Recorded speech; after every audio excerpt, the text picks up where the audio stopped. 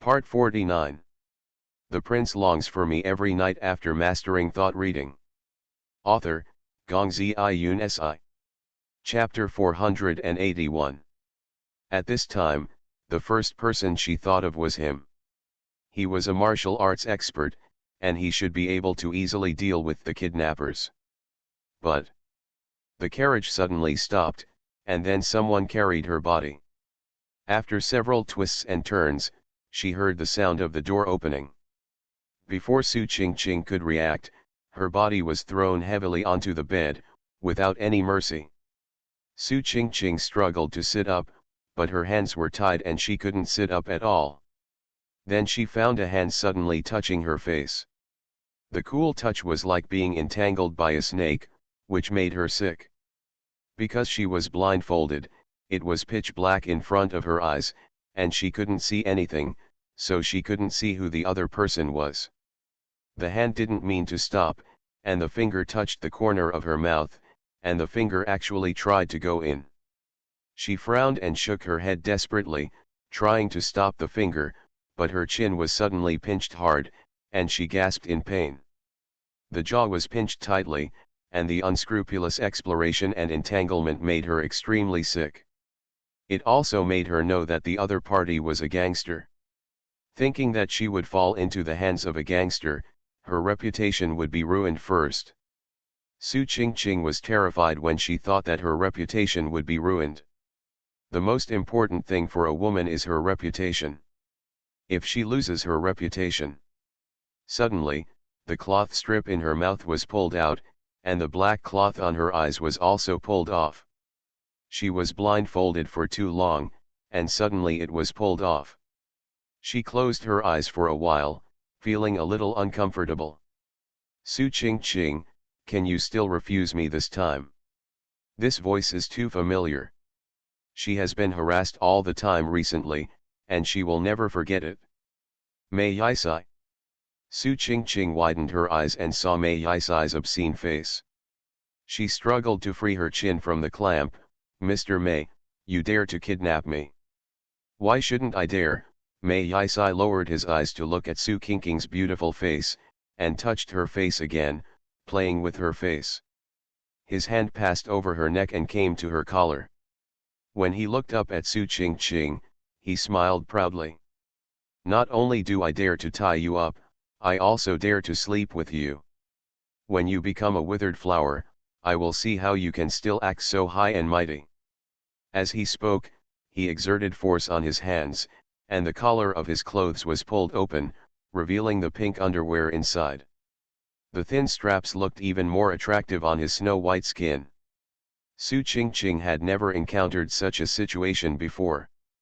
She was so scared that her face turned pale and tears fell uncontrollably. Mei Yisai, you can't do this to me. I am the general's legitimate daughter. If you dare to do this, my father and my brother will not let you go.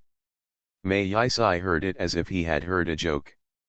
He grabbed her hand and pressed it on her head, sneering, when I have had enough fun, I will sell you to a brothel and let them never find you. Su Qingqing felt a chill on her back when she heard it, and she was more angry than fear. Mei Yisai, you are not a human being at all, you are a pervert.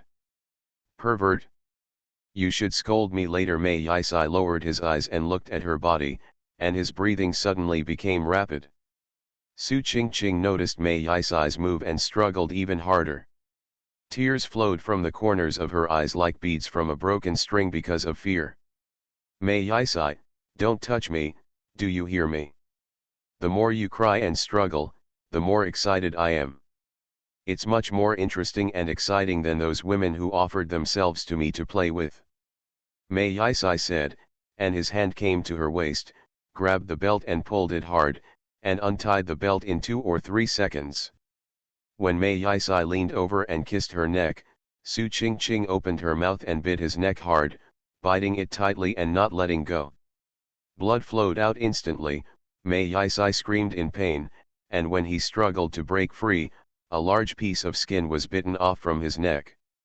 In anger, Mei Yisai slapped her twice, and Su Qingqing's face swelled up immediately, and blood flowed from the corners of her mouth. "Bitch, you dare to bite me, I can't play with you to death." Mei Yisai said that the wound hurt him and he grimaced.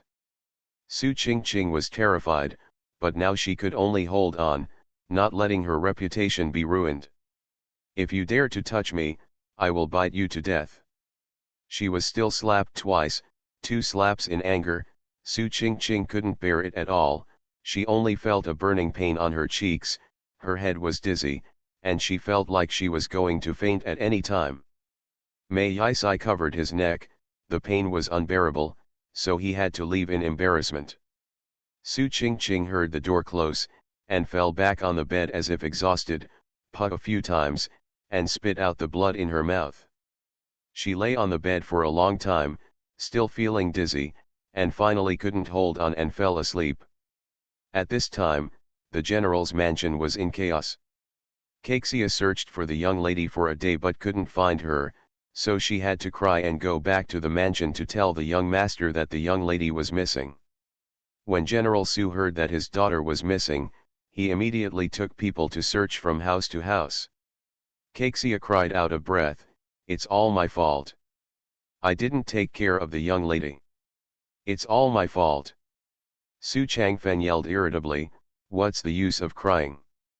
Caixia was frightened and her shoulders shook uncontrollably. When Su Qingqing woke up again, it was already dark. She turned her head to look out the window and found that the moon was already hanging on the treetops, which meant it was already the middle of the night. She had only eaten lunch and was already hungry. Even if she was hungry, she was afraid that Mei Yisai would suddenly break in. She was really afraid. She would not rest in peace if something so precious to her was taken away by a scumbag. It was so important and precious that she naturally had to leave it to her beloved and keep it until the wedding night. Su Qingqing thought of Jun Wuxian again, and suddenly cried in grievance. If she couldn't escape this time, she might not have the chance to see him. She touched the small bell in her hand, which hadn't rung for 7 months. She really hoped that Jun Wuxian could come down from the sky to save her like that time. Hungry and aggrieved, Su Qingqing couldn't control herself, as if crying would relieve the fear and grievance in her heart. Su Qingqing didn't know when she fell asleep again. She only knew that when she woke up again, she was in the carriage again. This time, her eyes were not covered, but a cloth was stuffed in the corner of her mouth. She found herself leaning on Mei Yisai's arms. When she turned around, she saw that disgusting face, which was no less than seeing a flood and a beast. She shrank back in fear. Mei Yisai forgot the pain after the scar healed. A piece of flesh was bitten off his neck yesterday. Now that she woke up, he couldn't help taking advantage of her. He put his hand on her waist, grabbed the belt, and untied it easily. Su Qingqing started to struggle violently again, trying to shake off the hand on her body. Mei Yisai frowned, took out a small bottle from his arms, opened the bottle cap and poured out a pill, pinched her chin, removed the cloth strip and stuffed the pill in. Su Qingqing felt that it was not a good medicine, and was about to spit it out. Mei Yisai seemed to guess her thoughts, picked up the teacup and poured the tea into her mouth.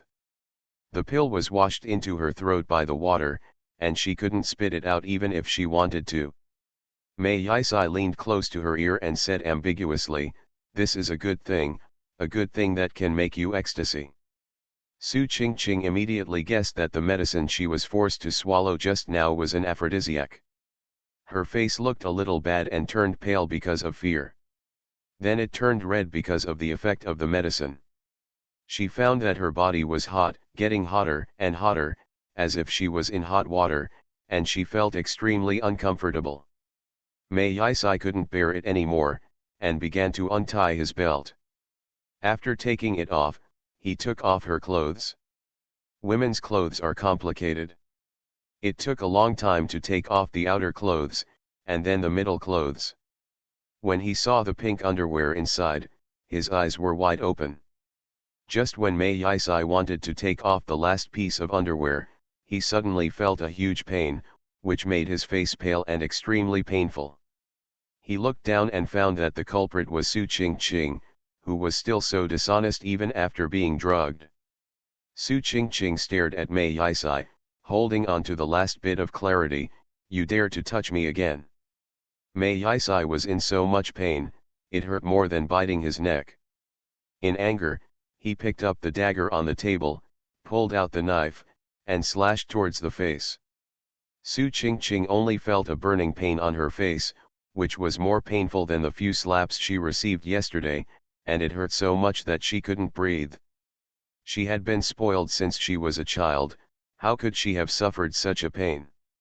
Su Qingqing felt that she was going to die, in pain, but she died just like that, and she didn't wait for Jun Wuxian to come back, waiting for Jun Wuxian to come to her.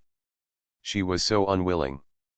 After Mei Yisai came to his senses, he saw that Su Qingqing's pretty face was cut by him twice, and he was stunned for a long time. Disfigured. He hadn't had enough fun yet. How could he be disfigured? Jun Wuxian was riding his horse and galloping towards the capital.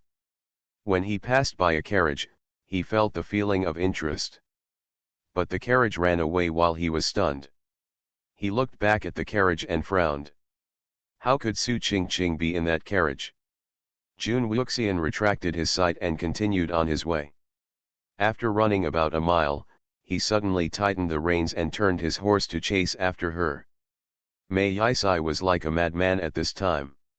He put down the dagger in his hand and reached out to pull the pink underwear. As soon as his hand reached out, the roof of the carriage was suddenly violently overturned by someone. Jun Wuxian jumped from the horse's back to the roof of the car and was stunned when he saw the scene in the car. Su Qingqing always carried the sensor with her. When he approached, Su Qingqing should have known that he was coming. If it was normal, she would definitely lift the car curtain to see if he was nearby. But this time she didn't, so Jun Wuxian felt that something was wrong. But he didn't expect to see such a scene, and his eyes suddenly turned red. He clenched the sword in his hand, and a fierce killing intent flashed in his eyes. Jun Wuxian got off the car and swung his sword at Mei Yisai's arm. The hand holding the underwear was cut off, and a wailing sounded. Jun Wuxian's sword was fast, fierce and accurate. He lowered his head and picked up Su Qingqing, untied the cloak on his body and wrapped her body tightly. Su Qingqing half closed her eyes, and when she saw Jun Wuxian's handsome face, she was stunned for a moment, and her spirit seemed to be focused all of a sudden. "Jun Wuxian, you are finally here." After saying that, she cried again. Every time Jun Wuxian saw Su Qingqing, he was a spoiled young lady. He had never seen her so weak as if she was going to die in the next second. He soothed her gently, "Don't be afraid, I'm here." Su Qingqing wanted to say a few more words, but her eyes went dark and she knew nothing. The carriage was forced to stop at this time. Jun Wuxian stood on the carriage holding Su Qingqing, looking at Mei Yisai who was crying non-stop, with murderous intent in his eyes. Mei Yisai's followers drew their swords and slashed at Jun Wuxian.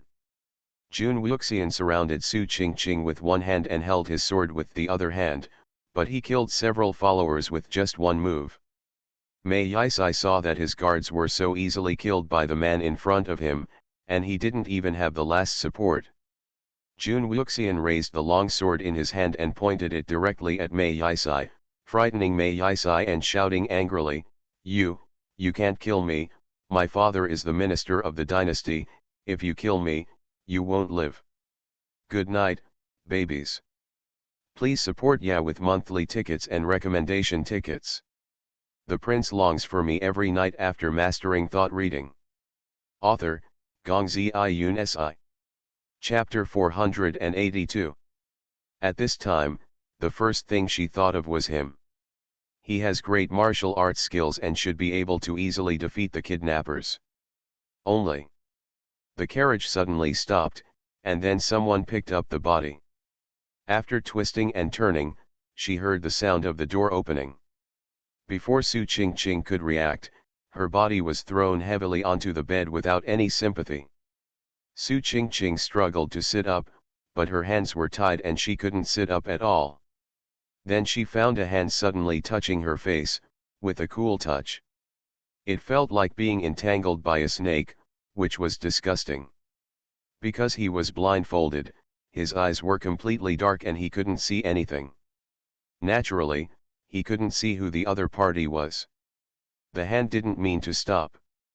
The fingers touched the corner of the mouth, and the fingers actually tried to go in. She frowned and shook her head desperately, trying to stop the finger. Her chin was suddenly pinched hard, and she gasped in pain. The jaw was pinched tightly. Also let her know that the other person is a gangster. When I think about falling into the hands of gangsters, my reputation is definitely at stake. When Su Qingqing thought that her reputation was in danger, she was immediately frightened. The most important thing for a woman is her reputation. If she loses her reputation. Suddenly, the strip of cloth from his mouth was pulled out, and the black cloth from his eyes was also torn off. She had been blindfolded for too long and was suddenly pulled off. She closed her eyes in discomfort for a while. Su Qingqing, can you still refuse me this time? This voice was so familiar. She had been harassed all the time and she would never forget it. Me I temple? Su Qingqing's eyes widened and she saw the vulgar face of Mei Yisai. She forcefully broke away her clamped chin and said, Mr. Mei, how dare you kidnap me? Why don't I dare? Mei Yisai lowered his eyes and looked at Su Qingqing's beautiful face, and touched it with his hand again. Then he came to the skirt of his clothes, and when he raised his eyes to look at Su Qingqing, he smiled proudly. Not only do I dare to tie you up, but I'll see how you can act so superior to me when you've turned into a waste. As he spoke, he exerted force on his hands, and the skirt of his clothes was pulled open, revealing the pink obscene clothes underneath. The slender straps looked even more attractive on the snow-white skin. Su Qingqing had never encountered such a situation before. She was so frightened that her face turned pale and her tears fell down. Miyaji, you can't do this to me. I am the general's legitimate daughter. If you dare to do this, my father and my brother will not let you go. Hearing this, Miyasi seemed to have heard a joke. He grabbed her hand and put it on top of her head, sneering, when I've had enough fun, I'll sell you to a brothel so they can never find you again. Your turn. When Su Qingqing heard this, she felt chills running down her spine, and she was filled with fear and resentment. Mei Yisai, you are not a human being at all, you are a pervert. Pervert? You can scold her later. Mei Yisai lowered his eyes and looked at her. It was very difficult to get close to him before, but now, he felt it was easy to succeed. Su Qingqing noticed Mei Yisai's actions and struggled even more fiercely. Tears were like broken beads, constantly flowing out of the corners of her eyes because of fear. Miyaji, don't touch me, do you hear me? The more you cry and the more you struggle, the more excited I am. It's much more interesting and exciting than those women who take the initiative to play with me. As Mei Yisai spoke, his hand came to her waist, grabbed the belt, pulled hard, and untied the belt in a few clicks. When Mei Yisai possessed him, Su Qingqing opened her mouth and bit his neck hard, and she refused to let go. Blood flowed out instantly, and Mei Yisai screamed in pain. When he broke away, a large piece of skin was bitten off on his neck. In anger, Mei Yisai slapped her twice. Su Qingqing's face immediately swelled up and blood flowed from the corner of her mouth. Bitch, how dare you bite me? I can't kill you. Mei Yisai grinned as he spoke until the wound hurt. Su Qingqing was extremely scared, but now she could only hold on and not let her reputation be ruined. If you dare to touch me, I will bite you to death. What she got in exchange was still 2 slaps. Su Qingqing couldn't bear the 2 slaps in anger. She only felt the burning pain in her cheeks and her head was dizzy, as if she was about to faint at any time. Miyasi covered his neck, the pain was unbearable, and he had to leave in embarrassment. When Su Qingqing heard the door closing, she fell back on the bed as if she was exhausted. She spat out the blood in her mouth with a few ba-ba sounds. She lay on the bed for a long time, still feeling dizzy, and finally couldn't hold on any longer and fell asleep. At this time, the general's mansion was in chaos. Caixia searched for the young lady for a whole day but couldn't find her. She could only return home crying and told the young master that the young lady was missing. When General Su heard that his daughter was missing, he immediately led people to search from house to house. Caixia cried so hard that she was out of breath. "It's all my fault. I didn't pay attention to the young lady. It's all my fault." Su Changfeng shouted irritably, "What's the use of crying?" Caixia twitched in fear, her shoulders shrugging uncontrollably. When Su Qingqing woke up again, it was already dark. She turned her head and looked out the window and found that the moon was already hanging on the treetops, indicating that it was already midnight. She had only eaten lunch, and she was already growling with hunger. No matter how hungry she was still afraid of Mei Yisai suddenly barging in. She was really afraid. She would not live in peace if something so precious to her was taken away by a scumbag. Something so important and precious should naturally be left to the one you love until the wedding night. Su Qingqing thought of Jun Wuxian again, and suddenly started to cry aggrievedly. If she couldn't escape this time, she might not have a chance to see him. She touched the small bell on her hand. It hadn't rung for 7 months. She really hoped that Jun Wuxian would come down from the sky to save her like he did that time. Hungry and aggrieved, Su Qingqing couldn't control herself. It seemed that crying would relieve the fear and grievance in her heart. Su Qingqing didn't know when she fell asleep again. She only knew that when she woke up again, she was in the carriage again. This time, her eyes were not covered, but a cloth was stuffed in the corner of her mouth. She found herself leaning on Mei Yisai's arms. When she turned around, she saw that disgusting face. It was no less than seeing a flood and a beast. She shrank back in fear. Mei Yisai forgot the pain after the scar healed. A piece of flesh was bitten off his neck yesterday. Now that she woke up, he couldn't help taking advantage of her. He put his hand on her waist, grabbed the belt, and untied it easily. Su Qingqing began to struggle violently again, trying to shake off the hand on her body.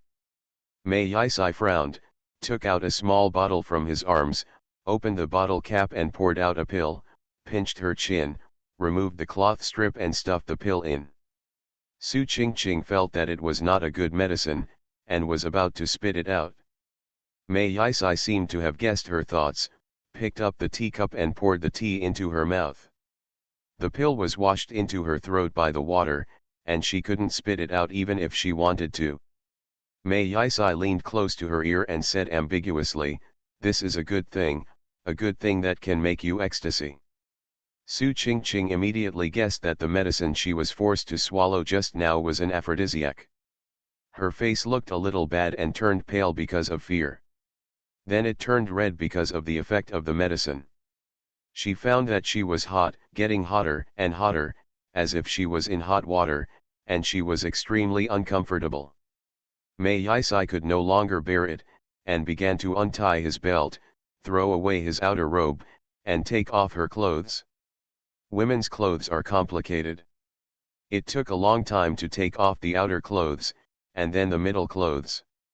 When he saw the pink underwear inside, his eyes were wide open. Just when Mei Yisai wanted to take off the last piece of underwear, he suddenly felt a huge pain, which made his face pale and extremely painful. He looked down and found that the culprit was Su Qingqing, who was still so dishonest even after being drugged. Su Qingqing stared at Mei Yisai, holding on to the last bit of clarity. "You dare to touch me again." Mei Yisai was in so much pain, it hurt more than biting his neck. In anger, he picked up the dagger on the table, pulled out the knife, and slashed towards the face. Su Qingqing only felt a burning pain on her face, which was more painful than the few slaps she received yesterday, and it hurt so much that she couldn't breathe. How could she, who had been spoiled since childhood, have suffered such a pain. Su Qingqing felt that she was going to die, it hurt so much, but she was so afraid that she would die like this. She hadn't waited for Jun Wuxian to come back, waiting for Jun Wuxian to come to her. She was so unwilling. After Mei Yisai came to his senses, he saw that Su Qingqing's pretty face was cut by him twice, and he was stunned for a long time. Disfigured. He hadn't had enough fun yet, how could he be disfigured? Jun Wuxian was riding his horse and galloping towards the capital. When he passed by a carriage, he felt the feeling of interest. But the carriage ran away while he was stunned. He looked back at the carriage and frowned. How could Su Qingqing be in that carriage? Jun Wuxian retracted his sight and continued on his way. After running about a mile, he suddenly tightened the reins and turned his horse to chase after her. Mei Yisai was like a madman at this time. He put down the dagger in his hand and reached out to pull the pink underwear. As soon as his hand reached out, the roof of the carriage was suddenly violently overturned by someone. Jun Wuxian jumped from the horse's back to the roof of the car and was stunned when he saw the scene in the car. Su Qingqing always carried the sensor with her. When he approached, Su Qingqing should have known that he was coming. If it was normal, she would definitely lift the car curtain to see if he was nearby. But this time she didn't, so Jun Wuxian felt that something was wrong. But he didn't expect to see such a scene, and his eyes suddenly turned red. He clenched the sword in his hand, and a fierce killing intent flashed in his eyes. Jun Wuxian got off the car and swung his sword at Mei Yisai's arm. The hand holding the underwear was cut off, and a wailing sounded. Jun Wuxian's sword was fast, fierce and accurate. He lowered his head and picked up Su Qingqing, untied the cloak on his body and wrapped her body tightly. Su Qingqing half closed her eyes, and when she saw Jun Wuxian's handsome face, she was stunned for a moment, and her spirit seemed to be focused all of a sudden. Jun Wuxian, you are finally here. After saying that, she cried again. Every time Jun Wuxian saw Su Qingqing, he was a spoiled young lady. He had never seen her so weak as if she was going to die in the next second. He soothed her gently, "Don't be afraid, I'm here." Su Qingqing wanted to say a few more words, but her eyes went dark and she knew nothing. The carriage was forced to stop at this time. Jun Wuxian stood on the carriage holding Su Qingqing, looking at Mei Yisai who was crying non-stop, with murderous intent in his eyes. Mei Yisai's followers drew their swords and slashed at Jun Wuxian. Jun Wuxian surrounded Su Qingqing with one hand and held his sword tightly with the other hand, but he killed several followers with just one move. Mei Yisai saw that his guards were so easily killed by the man in front of him, and he didn't even have the last support. Jun Wuxian raised the long sword in his hand and pointed it directly at Mei Yisai, frightening Mei Yisai and shouting angrily, You can't kill me, my father is the minister of the dynasty, if you kill me, you won't live. Good night, babies. Please support with monthly tickets and recommendation tickets. You are listening to novels at Bless Up channel. Wish you happiness and luck. Please subscribe to receive new novels. How do you feel about this novel? Please like and leave a comment. The prince longs for me every night after mastering thought reading. Author, Gongzi Yun Si. Chapter 483. Chapter 483. I'm not clean anymore. I'm shocked and touched. Miyagi watched the sword gradually approaching him. He was so frightened that he ignored the pain in his hands and moved back, causing him to fall off the carriage. Jun Wuxian jumped off the carriage with Su Qingqing in his arms and landed firmly on the ground.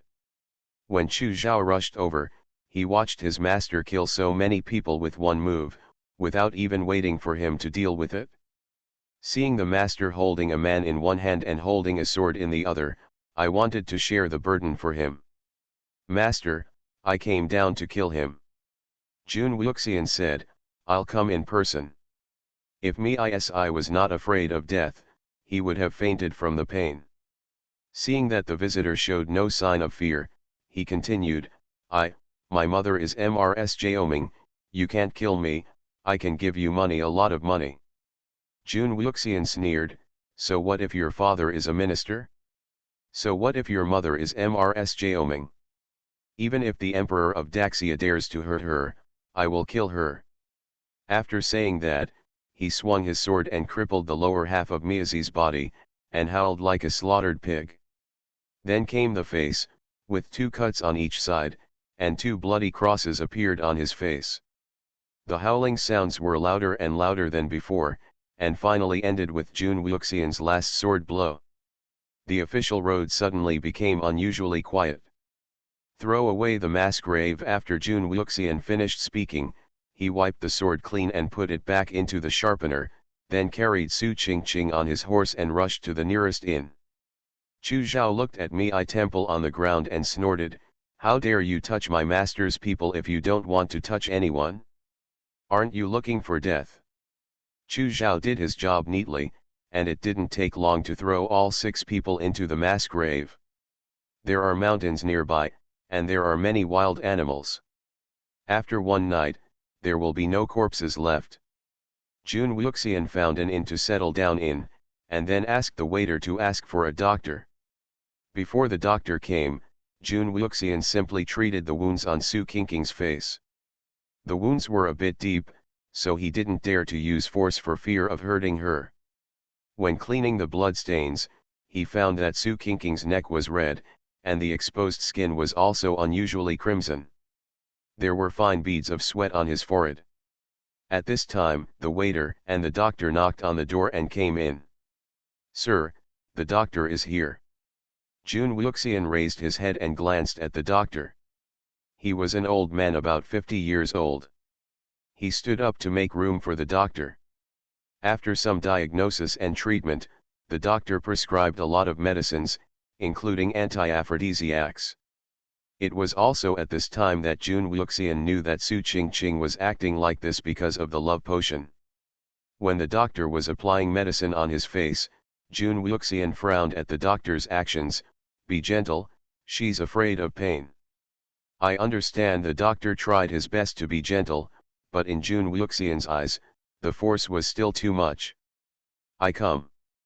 The doctor looked at Jun Wuxian rolling up his sleeves and was a little confused. "Can you do this?" "Better than you," Jun Wuxian said with a sullen face, taking the ointment from the doctor's hand, applying it evenly on the wound, and then bandaging it with a white strip of cloth. Jun Wuxian looked away and looked at the doctor. "When will her face heal?" The doctor said, "The wound is too deep. Even if the wound heals, the scar will be difficult to remove and may become more serious." Jun Wuxian asked, "You mean, she will be disfigured?"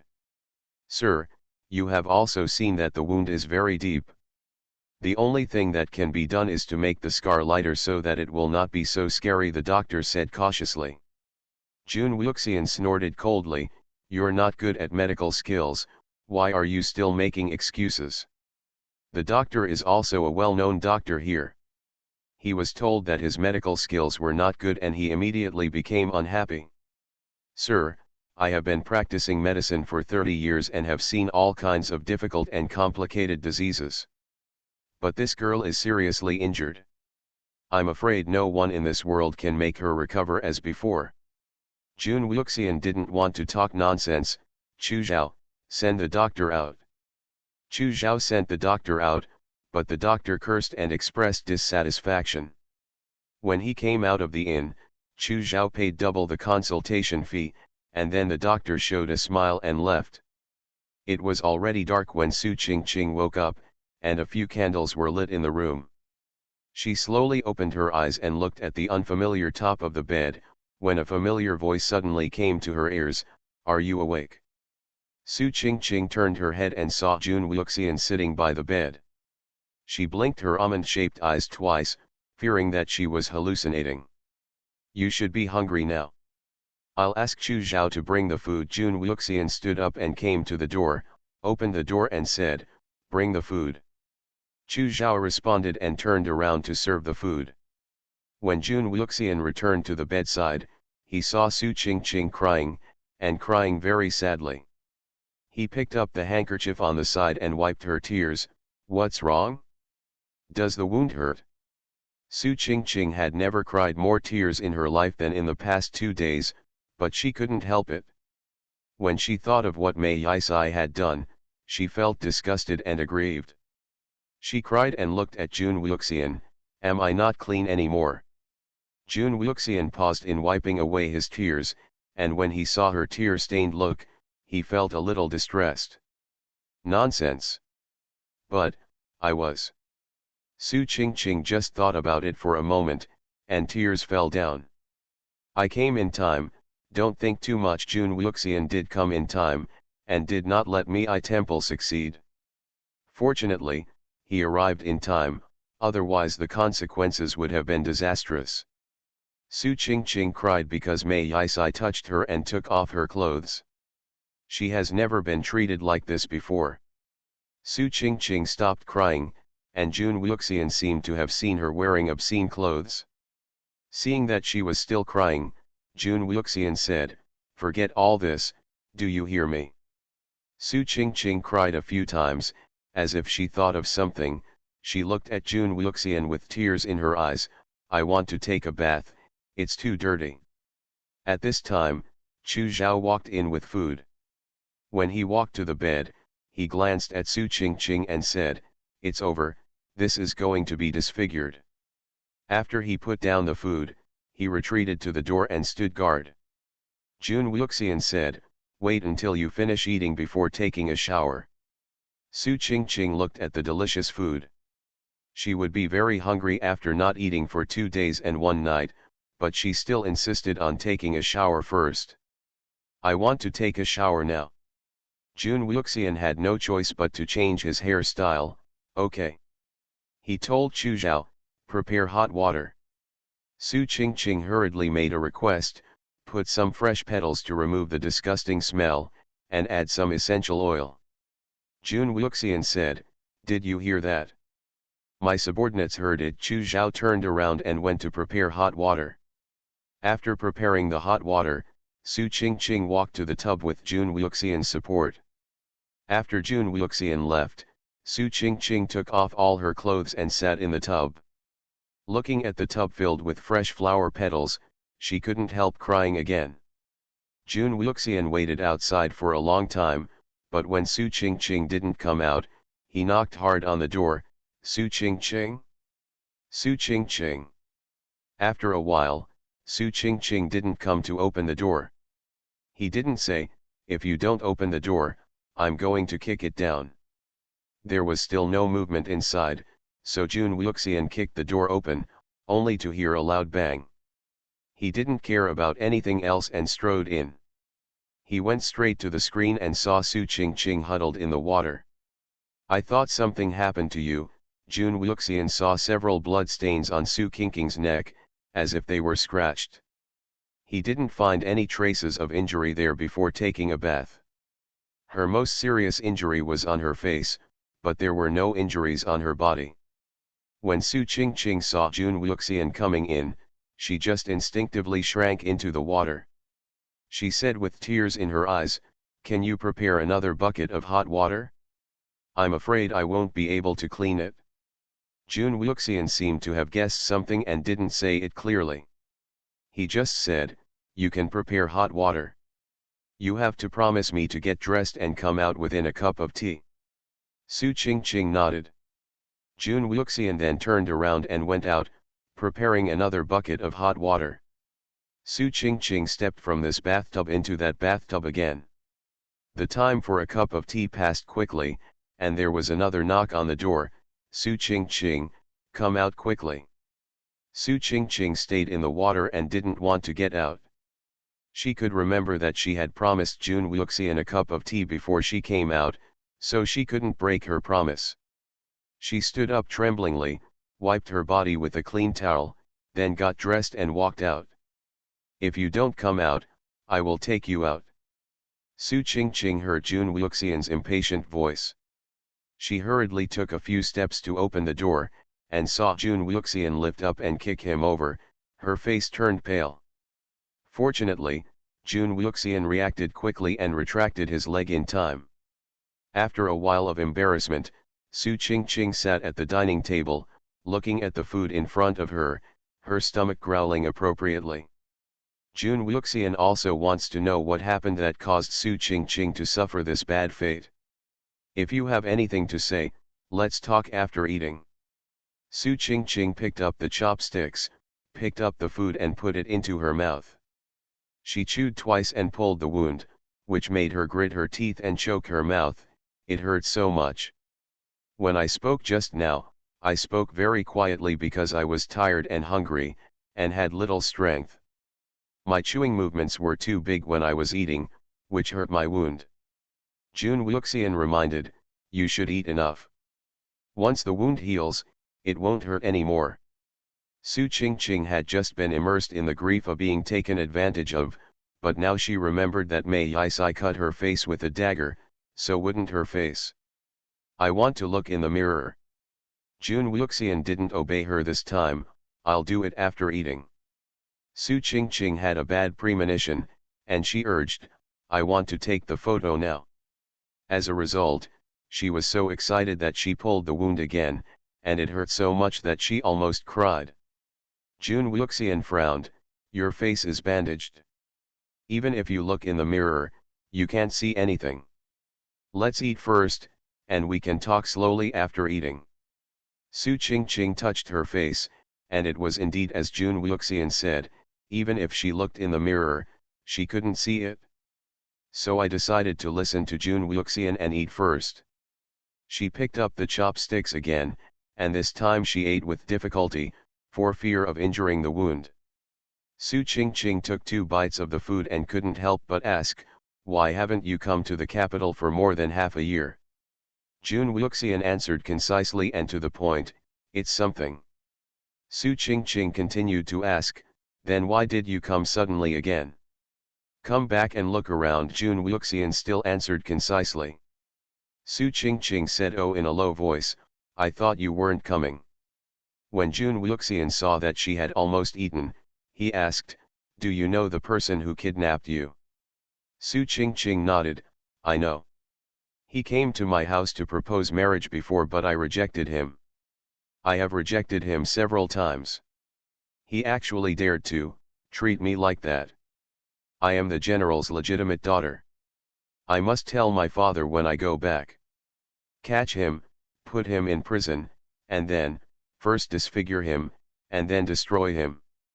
The more Su Qingqing talked, the angrier she became and she wanted to cut him into pieces. I killed him. Jun Wuxian's light words stunned Su Qingqing for a moment. Jun Wuxian continued quietly, I did what you said before killing him. Do you feel relieved? Su Qingqing was still in shock. She never expected that Jun Wuxian would commit murder in order to avenge her. Good evening. Please support me with monthly tickets and recommendation tickets. The prince longs for me every night after mastering thought reading. Author, Gongzi Yun Si. Chapter 484. Jun Wuxian picked up the teacup and drank it slowly. Seeing Su Qingqing looking at him in shock, he smiled softly, are you scared? How could I be scared? He deserves it. Su Qingqing was indignant. She looked at Jun Wuxian with some worry, but, aren't you afraid? If the Mei family pursues it, you will be in trouble. Jun Wuxian said faintly, I am not afraid of killing people, of course I am not afraid of being held accountable. Didn't you say he deserves it? Su Qingqing saw that Jun Wuxian seemed really not afraid, thinking of his strong martial arts, if something really happens, you run away first, and let my father clean up the mess. Since I dare to do it, I am not afraid. You don't have to worry about me. Jun Wuxian picked up the teacup and took a few sips of hot tea slowly. By the way, I have been missing for so long, my father and others must be anxious. I want to go back, Su Qingqing said and stood up to go out, but was stopped by Jun Wuxian. It's late now. You have a wound on your face. You should rest more. I'll let Chu Zhao go back and tell your father that I'm safe. Su Qingqing hesitated, but what if my father doesn't believe it? Your father is a general and has his own judgment. If it was a kidnapper, would he tell your father that I'm safe? Jun Wuxian asked back. Su Qingqing thought for a while and said, what you said makes sense. Then let Chu Zhao tell my father that I'm fine and let him rest assured. Jun Wuxian asked, did you hear it? Chu Zhao, who was guarding the door, hurriedly replied, I heard it. I'll go to the capital to deliver the letter now. It's still a long way from here to the capital. Chu Zhao rode a fast horse back to report that he was safe. After Su Qingqing had eaten and drunk enough, she felt sleepy, but she didn't want to sleep. She was afraid that when she woke up, she would find that she was dreaming and Jun Wuxian didn't come down from the sky to save the beauty. Su Qingqing had been frightened these 2 days. Jun Wuxian comforted her to lie down on the bed and said, rest first. If you have anything to say, knock on the wall. I can hear it next door. After Jun Wuxian finished speaking, he stood up and was about to leave. Before he took a step, he found that his sleeve was being pulled. He turned around and saw Su Qingqing's eyes full of reluctance. What's wrong? Su Qingqing didn't dare to fall asleep now, let alone stay in the room. Only when Jun Wuxian was by her side could she feel at ease. Seeing that she didn't say anything, Jun Wuxian asked again, what's wrong? Su Qingqing hesitated for a while, I'm scared. Can you stay with me? Jun Wuxian smiled slightly, I thought it was something. If you don't mind. Su Qingqing rushed to answer before he finished speaking, I don't mind. Okay. Jun Wuxian came back and lifted his hem and sat down again. Su Qingqing grabbed Jun Wuxian's sleeve, and she didn't feel at ease until he sat down. Jun Wuxian, will I be disfigured? Jun Wuxian saw the cut on her face with his own eyes. It was very deep, with flesh and blood turned outward. He didn't know whether Su Qingqing's face could be restored to its original state. He couldn't give her hope and then let her down. Do you care so much about your appearance? Su Qingqing said, of course, the most important things for a girl are 2 things, one is reputation and the other is face. If you lose one of them, you would rather die than live. Jun Wuxian corrected, the most important thing is to be alive. Su Qingqing retorted, but if you lose these 2 things, what's the point of living? Jun Wuxian comforted, women dress to please themselves. If the person who appreciates you doesn't care about your appearance, you can ignore those external things. Su Qingqing asked back, if you are asked to marry an ugly freak, are you willing? Jun Wuxian asked doubtfully, why should I marry an ugly freak? Su Qingqing was stunned when she heard this. Yes, who would want to marry an ugly freak? I'm afraid that the blind date man she had rejected before might not want to marry her either. Even you said you wouldn't marry an ugly woman, let alone other men. Who doesn't look at the face? I look at the face too. Su Qingqing said as she lowered her eyes in grievance. When she didn't see Jun Wuxian, she was still thinking that if he came back, she would confess. Now that this happened, how could she confess? How could she have the face to confess? Jun Wuxian paused when he heard this. It was normal for girls to care about their appearance. I'll find the best doctor for you to heal the wound on your face. Su Qingqing looked at Jun Wuxian and comforted herself seriously. She was not stupid. If he said that, her face would definitely not be healed. I told my brother before that what if I couldn't get married because I was too picky? Now it's not me who chooses others, but others who choose me. Even so, I don't want to marry casually. I am destined to be alone in this life. Su Qingqing said the last sentence very quietly, as if she was talking to herself. Jun Wuxian had extraordinary hearing, but he still heard it. He lowered his eyes to look at Su Qingqing, only to see that her eyes were closed and her breathing was even. It was obvious that she was asleep. When had he ever seen Su Qingqing so sad? The Su Qingqing he knew was confident and a little arrogant, but just right to not be annoying. Her arrogance was completely destroyed by her disfigurement. He saw that she was holding a corner of his sleeve in her hand, and he realized that she had not let go since she grabbed it just now. At this time, the general's mansion was brightly lit. Chu Zhao rushed back to the capital overnight and galloped all the way to the general's mansion. Chu Zhao got off his horse and just walked to the general's mansion when he was stopped by two guards. The general is busy and will not receive guests for the time being. Chu Zhao didn't waste any words and directly explained his purpose. I came to the general's mansion on the order of Miss Su. The guards looked at each other, then took Chu Zhao in to see the general.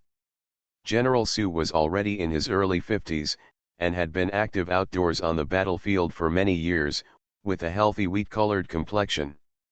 He and his son had been searching for a day and a night, but still couldn't find their precious daughter, and his mental state was obviously not as good as before. The guard came in early to report, "General, someone said that the lady sent someone back to see the general."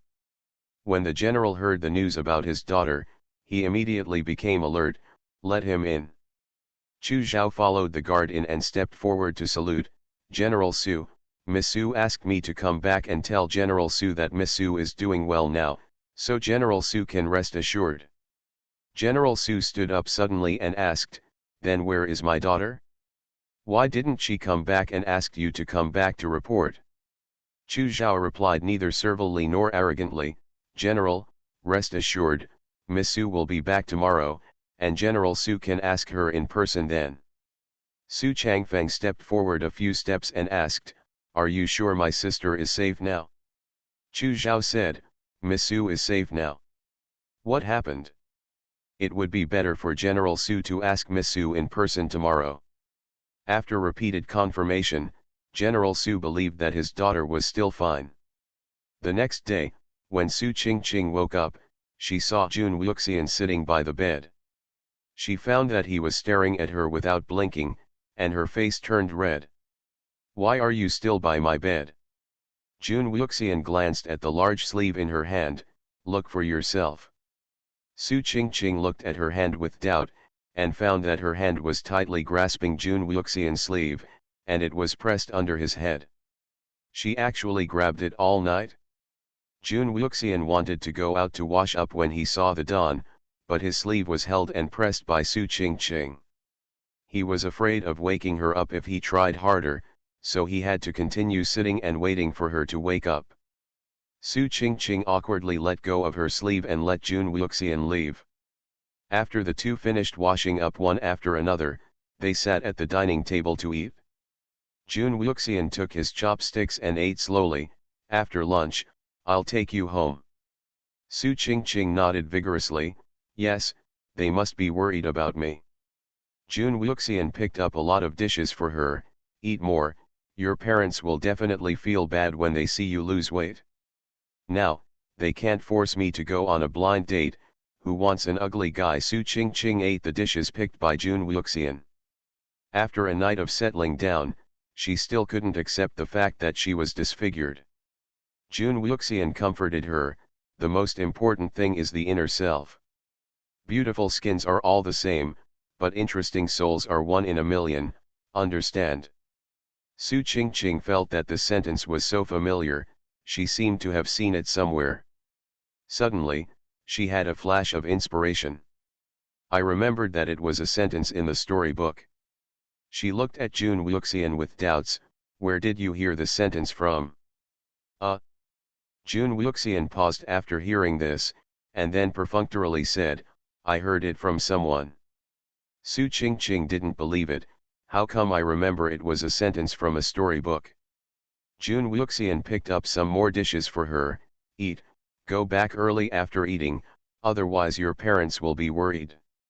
Su Qingqing looked at Jun Wuxian in confusion, always feeling that he was lying to her. It was already afternoon when they returned to the general's mansion, and General Su and others were waiting anxiously in the mansion. The guard saw a carriage parked at the door, and when he saw the people getting off the carriage, he was confused for a few seconds. Chu Zhao stepped forward and reminded, "What are you doing? Tell the general that Miss Su is back." The guard was stunned for a long time after he came to his senses, and then turned around and ran in. "General, General, the lady is back." Su Qingqing followed Jun Wuxian all the way into the general's mansion. As soon as she walked into the front hall, she saw her father, mother, and little brother, and she was immediately aggrieved again. She threw herself into the general's arms. "Father." The general looked his daughter up and down, and finally asked the veil on her cheek in confusion, "Qing what happened? How did you suddenly disappear? And why is your face covered with a veil?" The general's wife saw her daughter crying. Su Qingqing saw that her father and mother seemed to have aged several years, and she couldn't help crying for a moment. "Father, it's a long story, let's go in and let me tell you one by one." The general grabbed his daughter's wrist and walked inside. "Okay, let's go in and talk first, let's go in and talk." Su Qingqing walked a few steps, and thought of Jun Wuxian behind her. She hurriedly stopped and looked back at Jun Wuxian. Jun Wuxian waved his folding fan and looked at the scene in front of him calmly. Until Su Qingqing looked back, he smiled slightly and finally remembered that he was his savior. Su Qingqing introduced, "Father, let me introduce him to you. He is Jun Wuxian, my daughter's friend and my daughter's savior." General Su looked back at Jun Wuxian and smiled, "So it's Mr. Jun, please come in." Jun Wuxian nodded and followed him in. Su Qingqing told her father and family everything she had experienced truthfully. General Su was furious after hearing this, drew his sword and was about to rush out.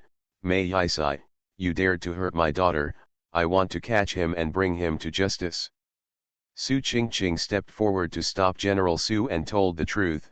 Father, my daughter has killed Mei Yisai." She didn't say that Jun Wuxian killed him. Jun Wuxian had saved him and couldn't let him bear another murder.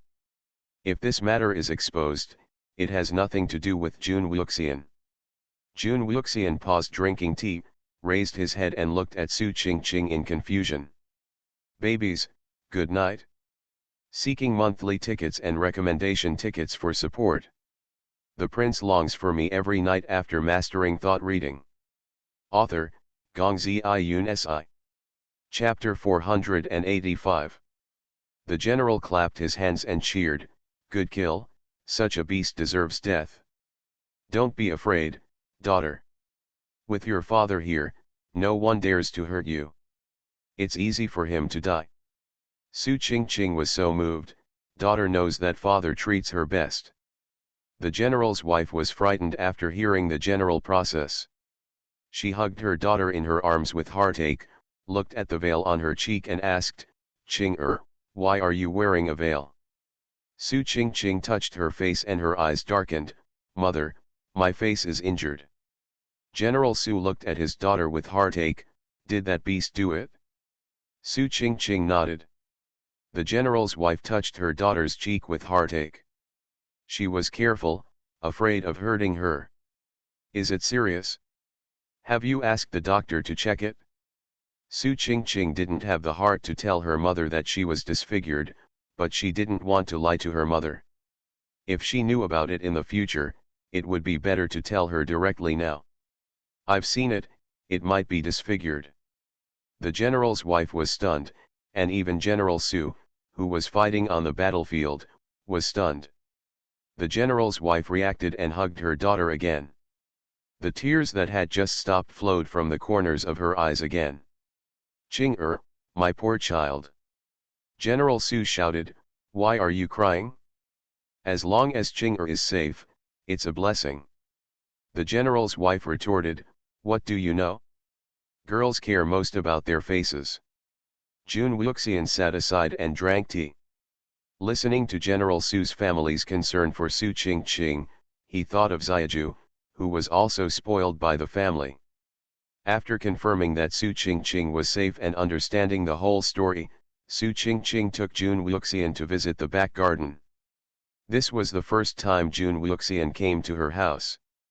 Su Qingqing raised her head and looked at Jun Wuxian. This was the second time she met him in casual clothes.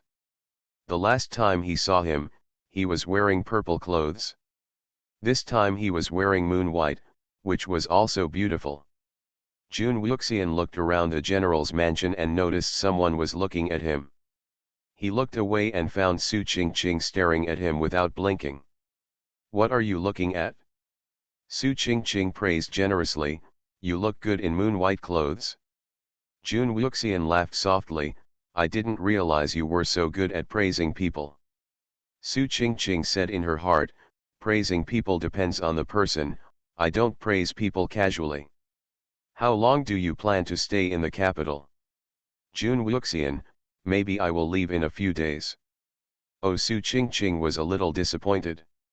She would leave in a few days and didn't know when they would meet next time. She suddenly raised her head and looked at Jun Wuxian, "Then you can stay at my house for a few days. It's more comfortable than staying in an inn." Jun Wuxian didn't refuse, "Okay." Su Qingqing was a little happy to see that she agreed. She could see Jun Wuxian every day in the next few days. "By the way, have you found your sister?" Jun Wuxian sighed, "It's not that easy. She's been missing for 9 years. If it was that easy, she would have found her long ago." Su Qingqing was actually a little happy when she heard this. She was not happy because Jun Wuxian didn't find her sister, but because she came back to see her even though he didn't find her.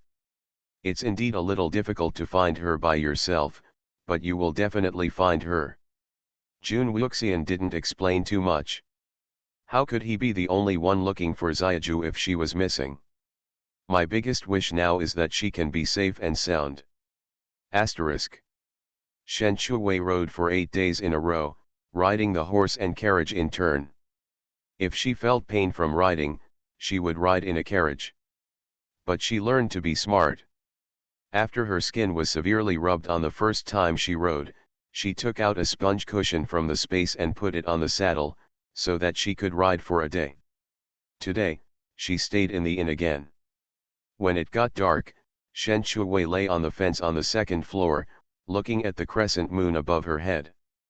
At this moment, she was thinking about her beloved son and daughter and Xiao Jinyan, and was even more worried about Xiao Jinyan. "I don't know if Xiao Jinyan has been found." Xiao Jinyu pushed the door open and walked out. He saw a figure on the fence not far away. With the help of the overhead light, he recognized Shen Shuwei at a glance. He walked over. "Sister-in-law, you haven't slept yet." Shen Shuwei changed to a more comfortable posture, tilted her head and looked at Xiao Jinyu who was walking over. "Aren't you asleep either?" "I miss my wife." Xiao Jinyu sat down on the fence, shaking his folding fan, and said faintly, "I have never been separated from her.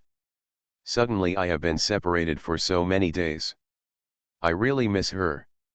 Shen Shuwei nodded to show that she understood. It's abnormal for a man not to miss his wife. Xiao Jinyu stared at Shen Shuwei for several seconds after hearing this, and suddenly understood. He smiled and said, "Sister-in-law is so understanding." Shen Shuwei sighed, "You only think about your wife, but I think about His Highness and my babies, so I'm busier than you." "That's right, I'll help my sister-in-law share some of the burden," Xiao Jinyu said seriously, "then I'll think about Dao Tao and Susu, and you should spend more time thinking about the prince." Shen Shuwei held her chin with both hands, continued to look at the moon above her head and said, "I wonder how His Highness is now." Xiao Jinyu comforted, "The prince will definitely be safe, don't worry, sister-in-law." Shen Shuwei nodded vigorously, "I think so too." After chatting for a while, Shen Shuwei stretched and went to sleep. Xiao Jinyu also went back to her room to sleep. In the dead of night, 2 black figures stepped on the moonlight and flew over the eaves and walls of the inn, landing neatly from the roof to the corridor, and then crouched to Shen Shuwei's room. One of them stood guard at the door, and the other stood in front of the window, took out a bamboo tube from his arms, poked the window paper with his fingers, carefully put the bamboo tube in, and then blew the smoke in the bamboo tube in. After doing all this, the man in black who was guarding the door took out a dagger from his arms, secretly put it into the crack of the door, and easily moved the bolt away.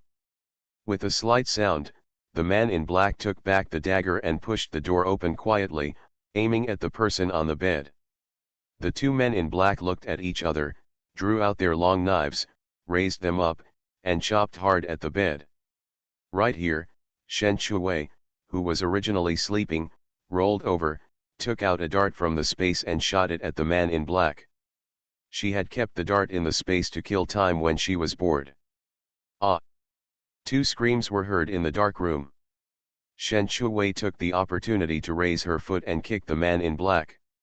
Left spin back, right hooks alternately. When everything was settled, Shen Shuwei clapped her hands and slowly turned on the light. The dark room was instantly lit up, and she also saw the man in black lying on the ground groaning in pain. Two darts hit the man in black's eyes, and the rest hit his chest and thighs. After being beaten up by her, his face was swollen like a pig's head. One of them had a machete in his hand, and he wanted to kill her just now. Sichuan stood on the bed and called, "Meow." Fortunately, Sichuan reminded her just now, otherwise she would have suffered so deeply in her sleep. At this moment, the door was kicked open by someone. "Sister-in-law, are you okay?" Xiao Jinyu lived next door. He got up hurriedly when he heard the fighting. When he saw the situation inside, he was stunned. Shen Shuwei looked back at the door and saw Xiao Jinyu wearing only a white middle coat. She shrugged, "I'm fine. I met a killer. Unfortunately, I'm not good at martial arts." Xiao Jinyu believed it, "Fortunately, I'm not good at martial arts. What if it was a powerful killer? If something happened to my sister-in-law, how would I explain it to my brother the prince? How would I explain it to Tao Tao Susu?" The man in black who was about to faint. "You are not good at martial arts, your whole family is not good at martial arts." Xiao Jinyu strode in, squatted in front of the man in black to check, and saw the darts on the man in black. Looked up at Shen Shuwei in confusion, "Sister-in-law, did you shoot this dart?" Shen Shuwei nodded seriously, "I shot it randomly, but unfortunately they were unlucky and got hit." Xiao Jinyu believed it, "Then they are really unlucky." Shen Shuwei also felt that they were unlucky. Seeing that the man in black was still twitching and had not died, "I don't know who sent it. You can interrogate it. Sister-in-law, don't worry. I'll let General Su handle this matter." Xiao Jinyu shouted at the door and walked in with two guards. Xiao Jinyu pointed at the two dogs on the ground and said, "Drag them away and let General Su interrogate them." "I obey your order." The two guards dragged one each and dragged them out. Shen Shuwei yawned, "I'm so sleepy, I'm going to sleep first, you go out and close the door." Xiao Jinyu watched Shen Shuwei walk to the bed and lie down directly on the bed.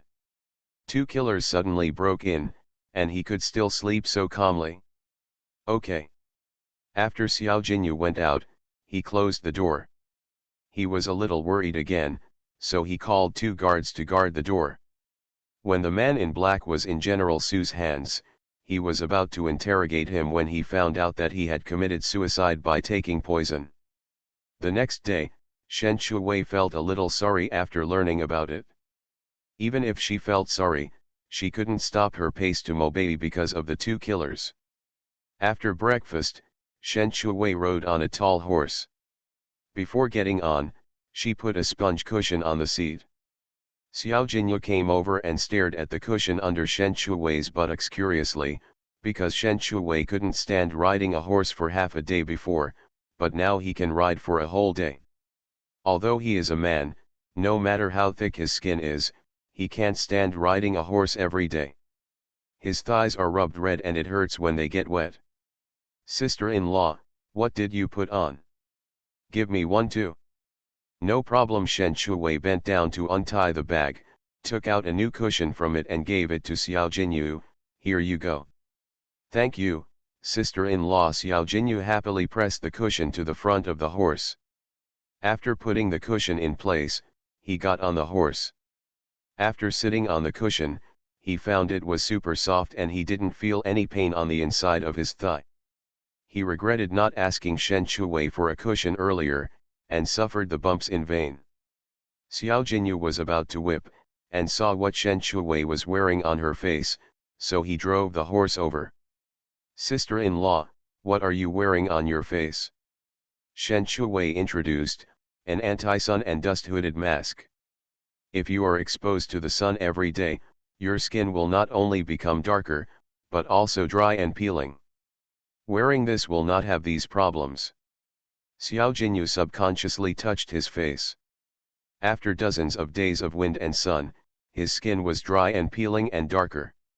He regretted for a moment, beating his chest and stamping his feet, wondering why he hadn't asked Shen Shuwei for a sunscreen and dust-proof hooded mask earlier.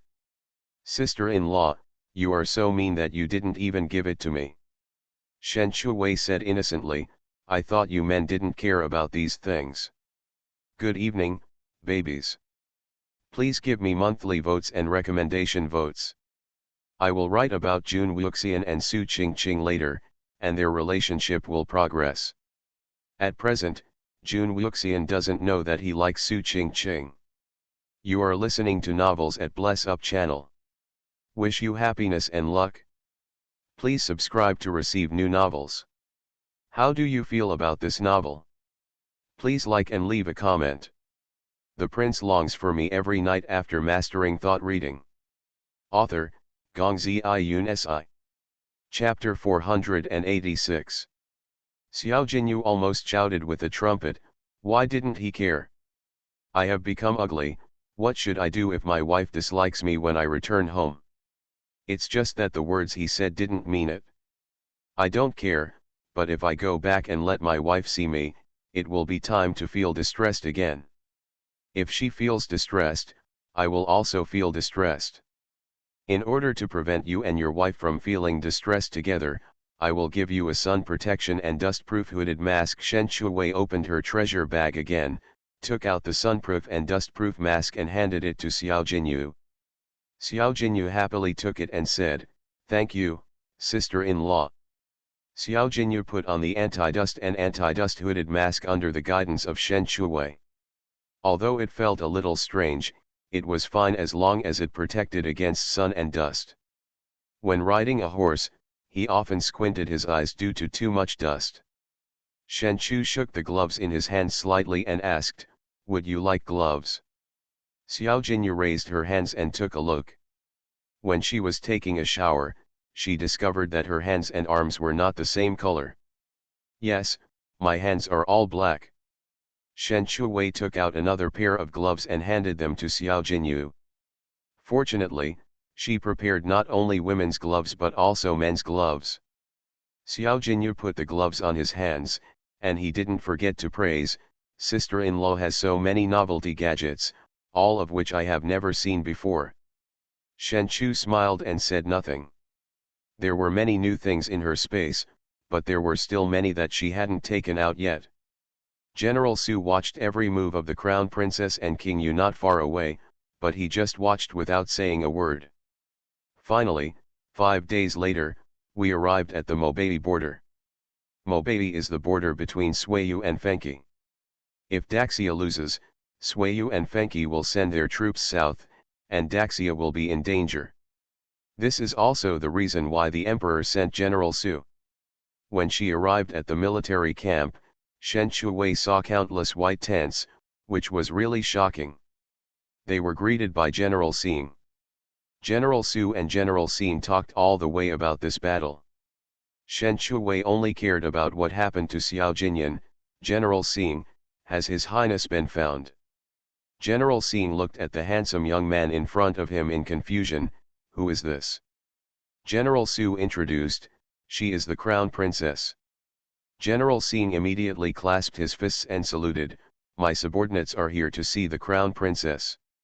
Her Highness has not been found yet." Shen Shuwei was a little disappointed. "Oh, I will go find him in person tomorrow." "Why do you say tomorrow?" "Because it's getting late." Shen Shuwei asked again, "Where is His Highness's tent?"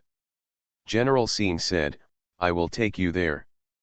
Under the leadership of General Xing, Shen Shuwei came to Xiao Jinyan's camp. It was cleaned every day, so it was very clean. She walked in and looked at the furnishings inside. This was where Xiao Jinyan lived. Shen Shuwei placed Xuetuan on the bed, took out a bag of dried fish from the space, opened it, then took out the bowl, poured the dried fish into the bowl and placed it in front of Xuetuan. After running around all afternoon, Xuetuan was already starving. When he smelled the smell of dried fish, he couldn't wait to lower his head and start eating. After Shen Chu touched Xuetuan's head slightly, she walked to the desk and found a bamboo tube placed on it. She picked up the bamboo tube and found something inside.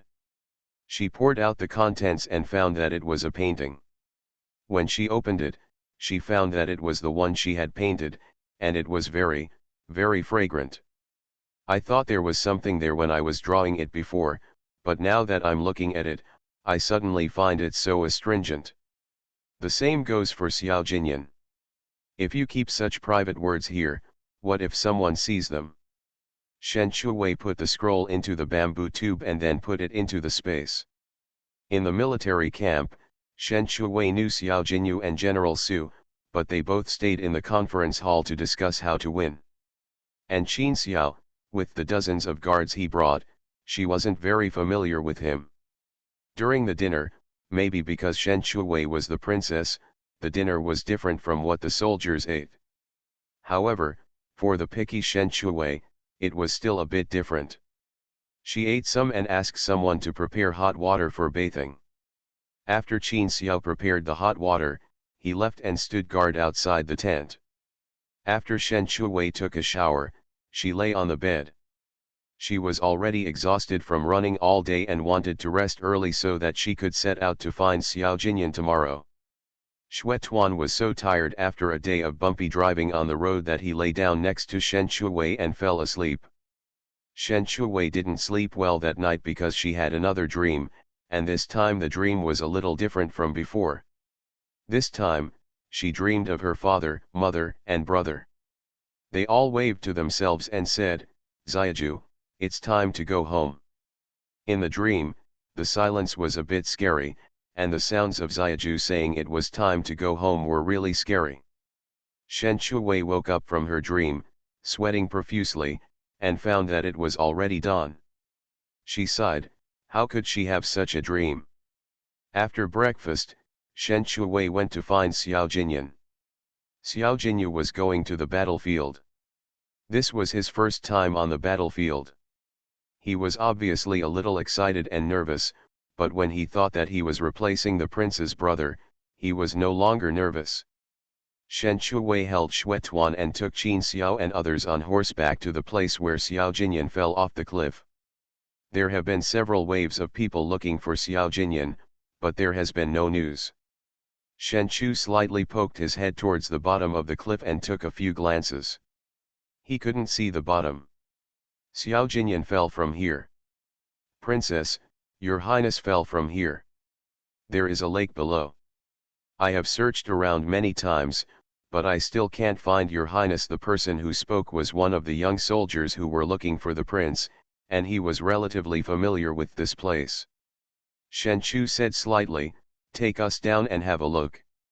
I obey my orders. Under the leadership of the young soldiers, Shen Shuwei and others walked for a long time and came to the bottom of the cliff. There was indeed a lake below, and the lake was very large.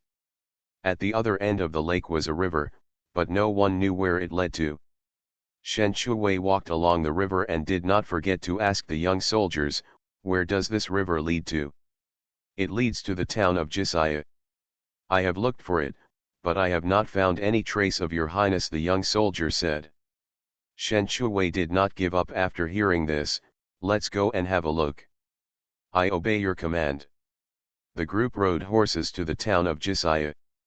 Although it is called a town, it is actually quite large, and the streets are very lively. However, on the street, some men and women were dressed differently from them. At a glance, they were the service of ethnic minorities. The service looked a bit like the modern Miaozhong, but the shape was a little different.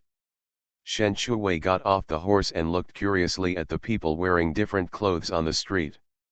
While they were looking at the people on the street was also looking at them, with the same curiosity. Shen Shuwei asked the young soldier beside him, "Do you know where those people wearing different clothes are from?" The young soldier explained, "They are the Xin Miao people, who come here to attend the market. They live on the other side of the mountain and do not belong to any country. They are quite far away." Shen Shuwei nodded thoughtfully, "Oh, isn't that an independent small country?" The young soldier nodded, "You can say that." Shen Shuwei asked curiously again, "Since it is a small country, why don't the border countries want to swallow up the Xin Miao people alone?" "Crown Princess, you don't know, although the Xin Miao people are few in number and small in land, they are good at raising gu. Even if there are thousands of troops, they will be afraid, so they will not think of monopolizing the Xin Miao people and hurt themselves. At the same time, the surrounding countries will not let any country have the opportunity to monopolize the Xin Miao people, because it is not good for anyone," the young soldier explained. Shen Shuwei nodded thoughtfully, probably meaning that it would rather not take advantage of himself than let the other party take advantage of him. It happened to be a market day, and there were many people on the street. Shen Shuwei asked again, "Have you searched every house?" "We have searched every house, and even offered a large sum of money to find him, but to no avail," the young soldier said. Shen Shuwei looked at the people on the street, most of whom were ordinary people. She boldly guessed that Xiao Jinyan was rescued after falling off the cliff, and the person who rescued Xiao Jinyan was not tempted by the large sum of money. That can only mean that the other party is either not short of money or is from the enemy camp.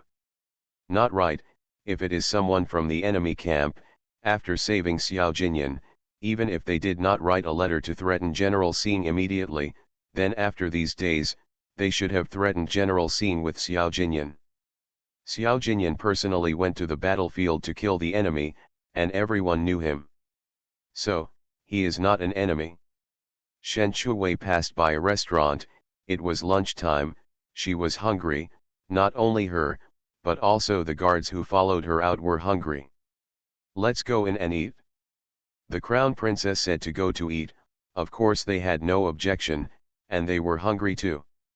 Shen Shuwei had a table by herself, and the guards had a table. She ordered some dishes she liked, and the restaurant prepared a steamed fish. The dishes were served one after another, and Shen Shuwei put the fish in front of Sichuan. "Eat it." Sichuan smelled the fresh fish, licked his lips, and lowered his head to eat elegantly. Shen Shuwei picked up the chopsticks and couldn't wait to start eating. While eating, she looked out the window at the busy streets downstairs. After eating the fish, Sichuan licked his lips with satisfaction, and then licked his claws. At this moment, Sichuan jumped off the chair and ran out of the private room. Shen Shuwei retracted her sight and saw Sichuan running out. She thought it was going out to find the flower bed to relieve itself, so she didn't care and lowered her head to continue eating the food in front of her. Sichuan did come out to relieve itself. It was squatting on the flower bed at this time. After it was done, it jumped down from the flower bed elegantly and calmly. When it was about to go back, it smelled a familiar smell. The black nose twitched, and it smelled the familiar smell and chased after it all the way. After running for a while, the familiar smell became stronger. Sichuan ran all the way to the door with his vigorous limbs, and then he smelled the familiar smell of his owner, and he ran over happily. At this time, in the private room, when Shen Shuwei was almost done eating, she found that Sichuan had not come back yet. She frowned. Why did he take so long to go out for lunch today? Shen Shuwei stood up and walked out of the private room.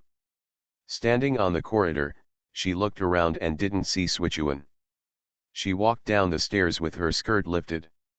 At this time, the restaurant was full of guests. Shen Shuwei looked at the waiters and guests going up and down, and she walked downstairs in a few quick steps. There was a garden behind the downstairs. Shen Shuwei came to the garden and called out, Swichuan. If it was usual, she would call Swichuan and Swichuan would run to her first. This time, she didn't see Swichuan, which meant that Swichuan was not in the back garden. She turned and walked towards the door of the restaurant again, and saw a snow-white figure running outside from a distance. Good night, babies. Ask for monthly tickets and recommendation tickets. The prince longs for me every night after mastering thought reading. Author, Gongzi Yun Si. Chapter 487. Swichuan ran over all the way, raised his head and looked at the figure not far away, stretched out his claws to scratch the hem of the man's clothes, but was kicked by the guard before he even touched the hem of his clothes. Fortunately, Swichuan hid quickly. Where did the wildcat come from? The guard drew his sword, and Swichuan was so frightened that he took a few steps back and hid behind a pillar. Several guards were supporting a man in white clothes. The man's eyes were covered with gauze and he was walking cautiously. He probably couldn't see the road. After helping the man get into the carriage, the groom drove the carriage away. Swichuan was stunned for a moment, then came out from behind the pillar and tried to chase after him with all his limbs. Shen Shuwei came out of the restaurant and saw the snowball running forward regardless, so she took a few steps forward to stop it. Snowball! Xuetuan, who had not run a few steps, heard Shen Shuwei calling him. He stopped running and turned to look at Shen Shuwei. Then he glanced at the carriage that had run away, so it had no choice but to turn around and run back. Shen Shuwei knelt down and picked up Xuetuan and touched its forehead. We just went far away and you're already wild. Xuetuan expressed his grievance, meow. After calling, he looked at the carriage that had gone away. Shen Shuwei followed Xuetuan's eyes and looked over suspiciously. People were coming and going in front of him, and the cries of vendors could be heard in his ears. Qin Xiao ran all the way out and saw Shen Shuwei holding Xuetuan. He asked in a low voice, Master, what's wrong? Shen Shuwei looked away, it's nothing. Qin Xiao asked, Master, where should we look next? Shen Shuwei thought for a moment and then said, go and learn about the Xin Miao people first, and then let's go over and take a look tomorrow. I obey my orders. After accepting the order, Qin Xiao took 2 guards to investigate the Xin Miao people. Shen Shuwei was walking around casually on the street with a snowball in his arms.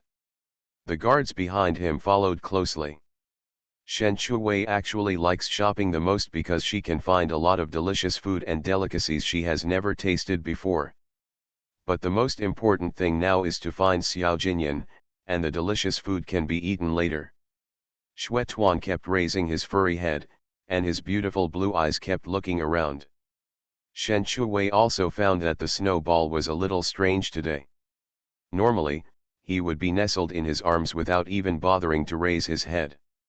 Today, he not only raised his head but also kept his head raised, as if he had discovered something interesting.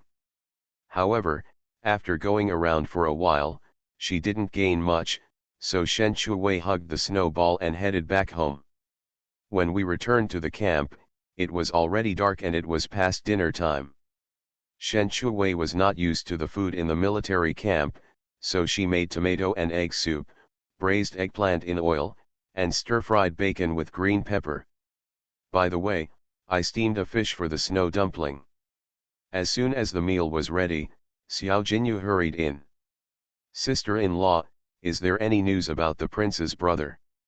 Shen Chu put 2 steaming dishes and 1 soup on the square table and shook his head at Xiao Jinyu, not yet. I will continue to look for it tomorrow. Then he took the tongs and picked up the steamed fish in the pot and set it aside to cool. Xiao Jinyu saw that the 2 dishes and 1 soup on the table were all his favorites, and he couldn't help but feel a little greedy. Sister-in-law, did you cook it yourself? Of course, I can't get used to the food in the military camp, Shen Shuwei said and took a bowl to fill the meal. Xiao Jinyu had been pampered since he was a child, so naturally he couldn't get used to the food in the military camp.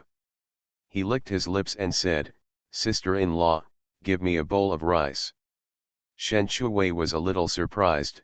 Have you not had dinner yet? Xiao Jinyu was a little embarrassed. The food in the military camp is not as delicious as my sister-in-law's cooking. Shen Shuwei thought that he had already had dinner at this point, but he didn't expect that Xiao Jinyu hadn't eaten yet. He probably wasn't full. She filled the rice and placed it in front of Xiao Jinyu, then turned around and took another bowl. Xiao Jinyu took the chopsticks and couldn't wait to pick up the braised eggplant and put it into his mouth. He also took a bite of the rice, which was very delicious. Shen Shuwei ate better than Xiao Jinyu. After running for a day, he was hungry and tired. Usually she almost always lies down, drinking tea and eating snacks. Even so, she can still cook 4 bowls of rice during mealtime. Xiao Jinyu went to the battlefield for the first time today, but it was a pity that the prince brother was not here, otherwise he could share his feelings at that time with the prince brother. When he raised his head to pick up the food, he saw Shen Shuwei and wanted to share it with her. Sister-in-law, I went to the battlefield for the first time today. Shen Shuwei took a moment to ask, how do you feel? After asking, he lowered his head and continued eating. He looked at the braised eggplant in front of him and planned to make minced pork eggplant and steamed pork tomorrow. Only when he was full did he have the strength to look for Xiao Jinyu. Xiao Jinyu swallowed the food in his mouth and said excitedly, I was very nervous when I saw such a huge formation at first. When I rushed over, I instantly felt the hot water boiling, as if I had endless strength. Shen Chu slightly puffed up his cheeks and said, I understand, it's like the first time I ate the royal banquet noodles. I felt like one mouth wasn't enough. I wished I had an extra pair of hands and one more mouth. As if he had found a close friend, Xiao Jinyu nodded vigorously in agreement, yes, that's the feeling. I wished I had an extra pair of hands and a mouth. I could kill half as many enemies, and I would have more power when I shouted. It's too troublesome to deal with each dish one by one. I wish I could eat them all. Shen Shuwei finished taking a big mouthful of food. Xiao Jinyu nodded vigorously in agreement again, that's it? Seeing the enemies rushing over one after another, I wish I had a 40-meter sword in my hand and could kill them all with one move. One was talking about making a living, and the other was talking about fighting. They were obviously two completely unrelated things, but the two of them were still discussing it in a lively manner. After eating and drinking, Xiao Jinyu picked up the teacup and took a sip of tea. There are dedicated young soldiers to clean up the pots and pans. Shen Shuwei also picked up the teacup and took a sip of vegetables to relieve the greasiness. Xiao Jinyu took a few sips of tea and suddenly said, I must win the Suiyu Kingdom and Fanqi Kingdom before the prince brother comes back. Shen Shuwei paused while drinking tea, then raised his head and looked at Xiao Jinyu. He was still wearing unicorn armor, holding a teacup in his hand, and his phoenix eyes were looming under the light. At that moment, she felt like she saw Xiao Jinyu. They are indeed brothers from the same mother, they look really alike. I believe you can do it. With Shen Shuwei's encouragement, Xiao Jinyu became more confident that he would not disappoint the prince's brother, nor his father, the emperor, and his mother. When Qin Xiao came back, Xiao Jinyu had already gone back to his tent to rest. Master, those who came to Giza town for the market today are the lowest level commoners of the Xin Miao tribe, who live on the opposite side of the mountain. The Xin Miao tribe is divided into 3 levels, royal family, nobles, and common people. If the nobles are powerful Gu masters, their level will surpass the nobles. Gu masters are also divided into 4 levels, namely Tiandi Xianhuang, the current patriarch of the royal family is about 50 years old, and he has 3 sons and 1 daughter. Qin Xiaoyan briefly and comprehensively introduced the Xin Miao system and levels. Shen Shuwei asked, are the poisonous insects of the Xin Miao people very powerful? Qin Xiao said, it is indeed very powerful. I heard that there are at least 100 kinds of gu, which are more powerful than poison. Although Shen Shuwei had heard about gu insects in modern times, they were not that exaggerated. Maybe it was lost because of the passage of time. Give me an example. For example, the heart-eating goo, the goo worms enter the internal organs and gnaw at the heart bit by bit. The pain is unbearable, and you die of torture. Another example is the heart-controlling goo, which can control people's thoughts, like a walking corpse, Jin Xiao said. Shen Shuwei took a breath of cold air. My mother-in-law, is she so scary? No matter how good her medical skills are, she can't cure goo.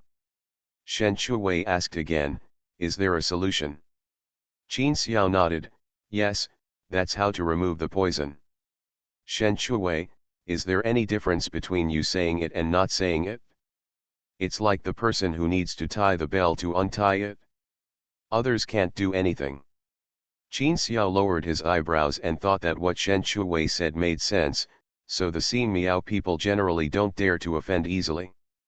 Of course, it's okay to attack by force. Shen Chu said softly, I don't want to attack the Xin Miao tribe. I just want to go to their territory and see if I can find any news about Xiao Jinyan. Jin Xiao's eyes lit up when he heard this. The subordinate took someone overnight to have a look. Shen Chu raised his eyebrows slightly, are you tired of living? Are you here to seek death? Jin Xiao lowered his head, my subordinate is being reckless. Shen Chu said slightly, you go back and rest first. We will go to Jisei town early tomorrow morning. I obey my orders. Jin Xiao took the order and exited. Shen Chu slightly yawned, took a shower and went to bed. The next day, Shen Shuwei once again appeared in the small town of Jisei with a snowball in her arms. This time, she only brought Jin Xiao. Too many people would be conspicuous and inconvenient to do things. There were obviously fewer people on the street than yesterday, especially those wearing Xin Miao clothing. Shen Shuwei held the snowball in his arms and asked, Jin Xiao, you said there is a shortcut to the other side of the mountain. Jin Xiao paused after hearing this, I'll go down and ask. Shen Chu nodded slightly, hurry up and ask for directions to Xin Miao town. After Jin Xiao took the order and left, Shen Shuwei continued to walk forward. After walking for a while, she saw many people gathered not far away. She walked over curiously. This disease is too strange. It's unheard of. This 10,000 yuan is unimaginable. 10,000 gold. I have never seen so much money in my life. It's a pity that I'm not a doctor, otherwise I would try it no matter what. Dr. Qian, why don't you try? 10,000 gold, once cured, it will be yours. One of the tall men turned to look at the 60-year-old man standing aside. The old man was a little moved, then let me give it a try. When Shen Shuwei heard about the treatment, she hurriedly squeezed in. After squeezing for a while, she finally squeezed in through a group of tall people. A bulletin board with notices surrounded by people. It says cure the disease and reward 10,000 gold upon cure. As soon as Shen Shuwei read the notice, she saw an old man stepping forward to reveal the list. After thinking about it, she also stepped forward to reveal the list. The old man and Shen Shuwei were holding the notice on one side. The old man saw that the person competing with him for the bounty was a young man.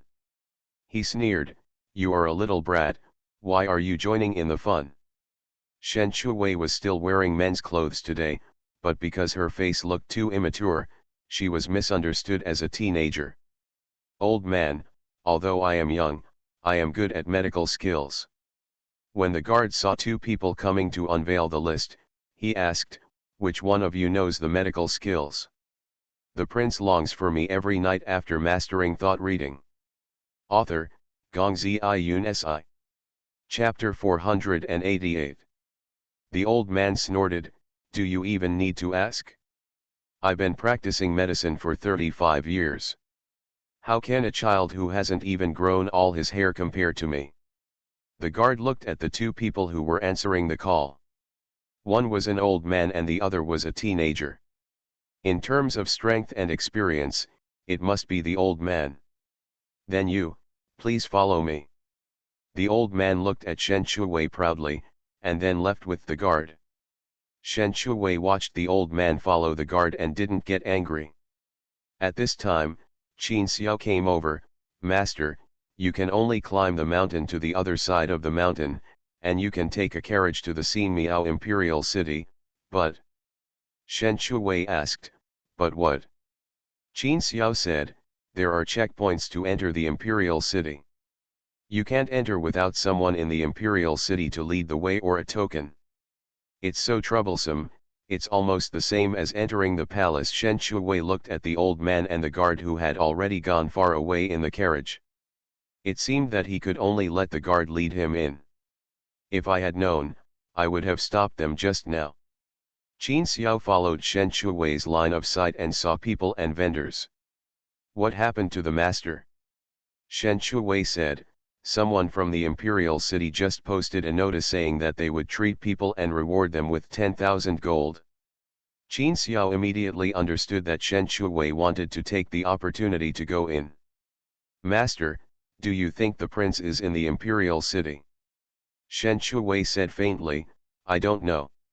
General Xing sent so many people but couldn't find him. He must not have looked for him in the Imperial City, so I want to go in and take a look. I'll try my luck and eliminate them one by one. One day, I will be able to find the prince. Qin Xiao nodded in agreement when he heard this. Only after looking for him can there be a chance. Shen Shuwei glanced around. There were many small vendors, restaurants, and tea houses nearby. She was disappointed and finally fell on the tea house. Let's go in and drink tea while waiting. Yes, Qin Xiao responded and followed Shen Shuwei into the tea house. Shen Shuwei chose a seat by the window, where she could see the bulletin board. Shen Shuwei ordered some fruit and tea, then sat down and ate slowly, drinking tea when thirsty. Qin Xiao had never eaten at the same table with his master, and etiquette and respect were already engraved in his bones. Shen Shuwei had to repeat again, sit down, drink tea and snacks together. Qin Xiao lowered his eyebrows and eyes, Master, I dare not. Shen Shuwei snorted, you don't listen to the master's words, are you bold? Qin Xiao paused after hearing this. Shen Shuwei continued, let's conserve our energy first, otherwise how can we have the energy and physical strength to find His Highness, right? Master, what you said makes sense. Qin Xiao had to sit down at the table, and he was a little uncomfortable at first. But after a long time, Qin Xiao found that sitting at the same table with Shen Shuwei, except for etiquette and respect, there was no other pressure. No wonder Chengzi said that her master was the best master in the world, never mean to her, and never let her do rough work, and the food and drink expenses were very good. There are delicious foods, and she is indispensable. Such a master is indeed very rare. Shen Shuwei ate a plate of fruit and drank 2 cups of tea. Sichuan sat on another chair and ate 2 fruits and drank some tea, then lay down on the chair and slept leisurely. This wait lasted until the afternoon, and Shen Shuwei and Qin Xiao had lunch and continued to wait.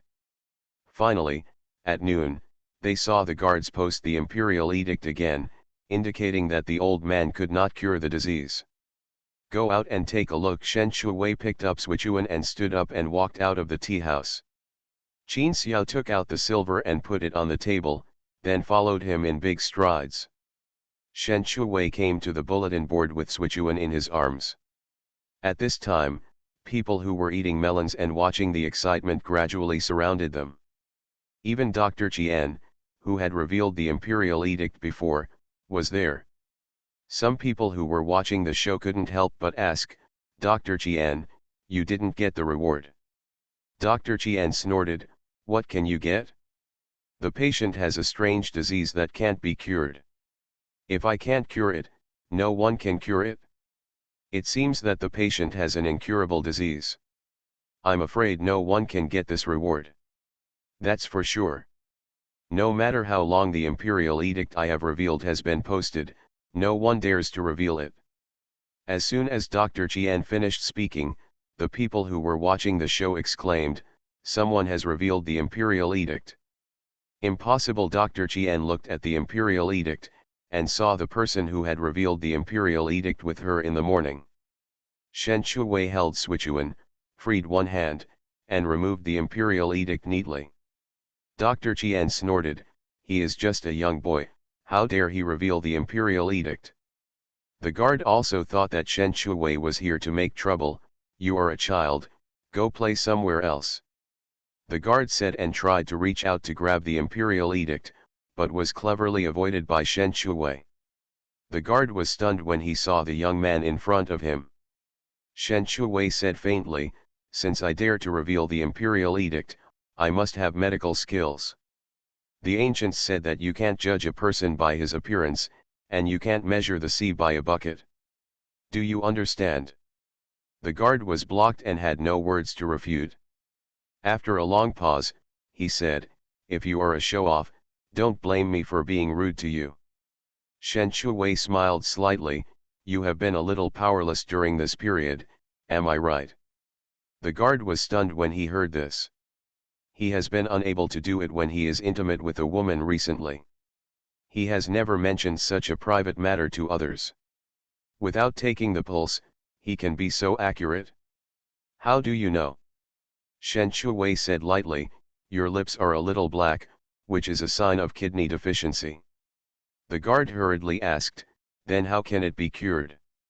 Shen Shu smiled and said, my consultation fee is very expensive. The guard wanted to say something else, but Shen Shuwei said again, can you lead the way now? The guard was stunned for a moment and nodded, okay, please follow me. A carriage stopped not far from the bulletin board, and Shen Shuwei got on the carriage under the guidance of the guard. When Qin Xiao was about to go up, he was stopped by someone, you can't go up. Shen Shu said softly, he is my attendant and my assistant. If you don't let him get on the carriage, who will help me when I see a doctor? The guard hesitated and stared at Qin Xiao for a while before allowing him to get into the carriage. After getting on the carriage, the guards drove the carriage towards the imperial city. Shen Shuwei hugged the snowball, opened the curtain and took a look outside. The carriage was moving very fast. She didn't know how long it took, but the carriage suddenly stopped. She opened the curtain again and looked outside, and found that it was a checkpoint. After passing it, she could enter the Ximiao Imperial City. At this time, the car curtain was suddenly opened by someone, and it was the guard who opened the car curtain. After checking to make sure it was okay, he let him go. After driving for a few minutes, the carriage slowly stopped. Shen Shuwei heard the sound of the door opening. It wasn't that she had good ears, but the sound was too loud for her to ignore. When the carriage drove again, it was much slower than before. When it stopped, the curtains were opened by the guards. Young master, we're here. Shen Shuwei got off the carriage with Xuetuan in her arms and raised her head to look at the imperial city in front of her. It was completely different from the splendor of the Great Xia Palace. The imperial city is not as big as the imperial palace, and the shape of the imperial city is very similar to a castle, but shorter than the castle. The walls seem to be painted with white paint. At first glance, they are all white. Young master, please come with me. Shen Shuwei withdrew her gaze and followed the guard into the white door. After entering, she found that there was a cave inside. Compared with the white walls, the inside was green, with large green plants, and the grass on the ground was also green. The exotic flowers and plants are dazzling. Shen Shuwei was indeed attracted by those exotic flowers and plants, and suddenly a cold and stern voice made her look away. Isn't this a child? Why did you even take back a child? The speaker was the patriarch's eldest son, Wang Jingyu. Shen Shuwei looked at the speaker. He was a man in his early 30s. He was dressed in gorgeous Ximiao clothing and had a turban on his head. Because he was handsome, he wore the same clothes as Daxia. Nice. The guard leaned his head and said, Master, this young master knows how to treat patients. Wang Jingyu asked in a questioning tone, can you see a doctor? Shen Chu said softly, that's natural, otherwise you wouldn't dare to reveal the emperor's list. Seeing how frivolous he was at such a young age, Wang Jingyu snorted, in that case, I'll give you a chance. If you're just an empty air, get out of here as soon as possible. Shen Chuwei said nothing. Wang Jingyu said, come with me, but your entourage cannot go in. Shen Chu glanced at Qin Xiao slightly and said, just wait here. Qin Xiao hesitated for a long time and nodded, it's the young master. Shen Chuwei followed Wang Jingyu and took a look at the imperial city of the Xin Miao people. Both the layout and decoration inside were very different from the Daxia Imperial Palace. The Daxia Imperial Palace has red walls and green tiles, while the Xin Miao Imperial City is full of freshness. Shen Chuwei followed Wang Jingyu into a room, and then came to the bedside. She saw a man lying on the bed. The man's face was very pale, and his brows were furrowed, as if he was very uncomfortable. Wang Jingyu introduced, this is my third brother. He has been ill for almost 2 years. The doctor said there is no hope. If you can cure him, 10,000 gold will be yours. Shen Chu said softly, let me check your pulse first. Okay. Wang Jingyu stepped aside. Shen Chuwei walked to the bed and sat down. She put the snowball on her lap, took out the patient's hand, and then checked the pulse. She frowned, took back her hand and said to Wang Jingyu, he is indeed very ill, but I don't have that kind of medicinal materials with me. I need to go back to get them. Wang Jingyu asked with a questioning tone, you mean, my third brother can be saved? Yes, Shen Chu paused for a moment and continued, but it's difficult. You wait outside first, I'll tell father after. Wang Jingyu said that, he led Shen Chuwei out. When he reached the stone table in the garden, Wang Jingyu asked Shen Chuwei to wait here, and then strode away. Shen Chuwei was about to sit down when the snowball in his arm suddenly jumped down and ran all the way to the other end of the garden. Xuetuan. Shen Chuwei hurriedly caught up. Snowball actually doesn't run very fast. Shen Chuwei knew Xuetuan very well. He was a very lazy pet that could be held in his arms without even walking. If he ran away on his own, there was a high probability that something was wrong. Shen Chuwei followed Xuetuan, and after walking for who knows how long, he came to an artificial lake. On the right side of the artificial lake was a water pavilion. Xuetuan ran all the way into the water pavilion, and she followed him in. Stepping into the waterside pavilion, I found that it was cooler inside than outside. Just as she was lamenting that Xuetuan would find a place, she saw a man sitting in front of the table. The man was sitting in a wheelchair with his back to her, holding a teacup in his hand and drinking slowly. The man's eyes were covered with gauze, which may have been injured. At this moment, Xuetuan suddenly jumped into the man's arms and called me out towards him. Shen Chuwei has been with Sichuan for so long. He won't let others hug him if he is not a familiar person, let alone a stranger. Sichuan actually jumped into his arms, which really surprised her. Good night, Spicy. Please support me with monthly tickets and recommendation tickets. You are listening to Novels at Bless Up channel. Wish you happiness and luck. Please subscribe to receive new novels. How do you feel about this novel? Please like and leave a comment. The prince longs for me every night after mastering thought reading. Author, Gongzi Yun Si. Chapter 489. The man paused while drinking tea and felt something jump onto his leg. Because he couldn't see it, he could only vaguely guess that it was a small animal on his leg. He placed the teacup in his hand on the table. He had already made a habit of doing it and could place it on it accurately.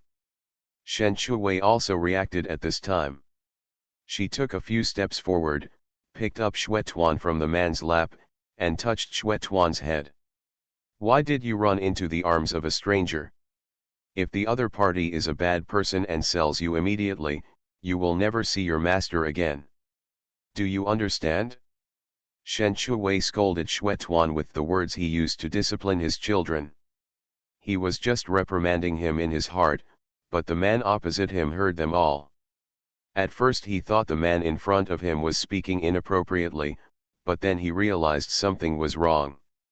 After training Sichuan, Shen Shuwei looked at the man in front of him again, smiling a little awkwardly. "Sir, I'm sorry, my pet rarely takes the initiative to hug it.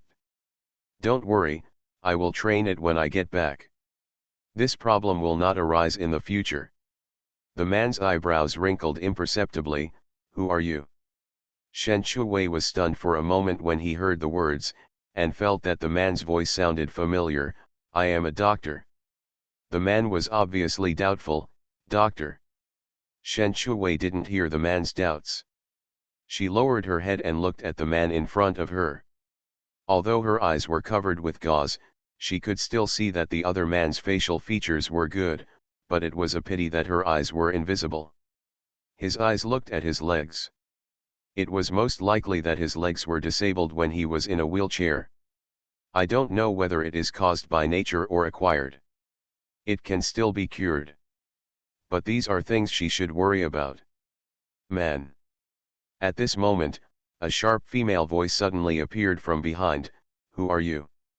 Shen Chu turned his head slightly and looked behind him, and found a woman wearing red clothes. The woman also wore a turban on her head, which perfectly displayed her oval face. Judging from the material of the clothes, she could guess that the woman was from the royal family. This person is Wang Leiwen, the clan leader's youngest daughter. Because of the hot weather, women's clothes are a little revealing compared to summer clothes. Half of his arms and calves were exposed, and even a small section of his waist was exposed. The woman has long and curly hair, and with this oval face, she looks a bit enchanting.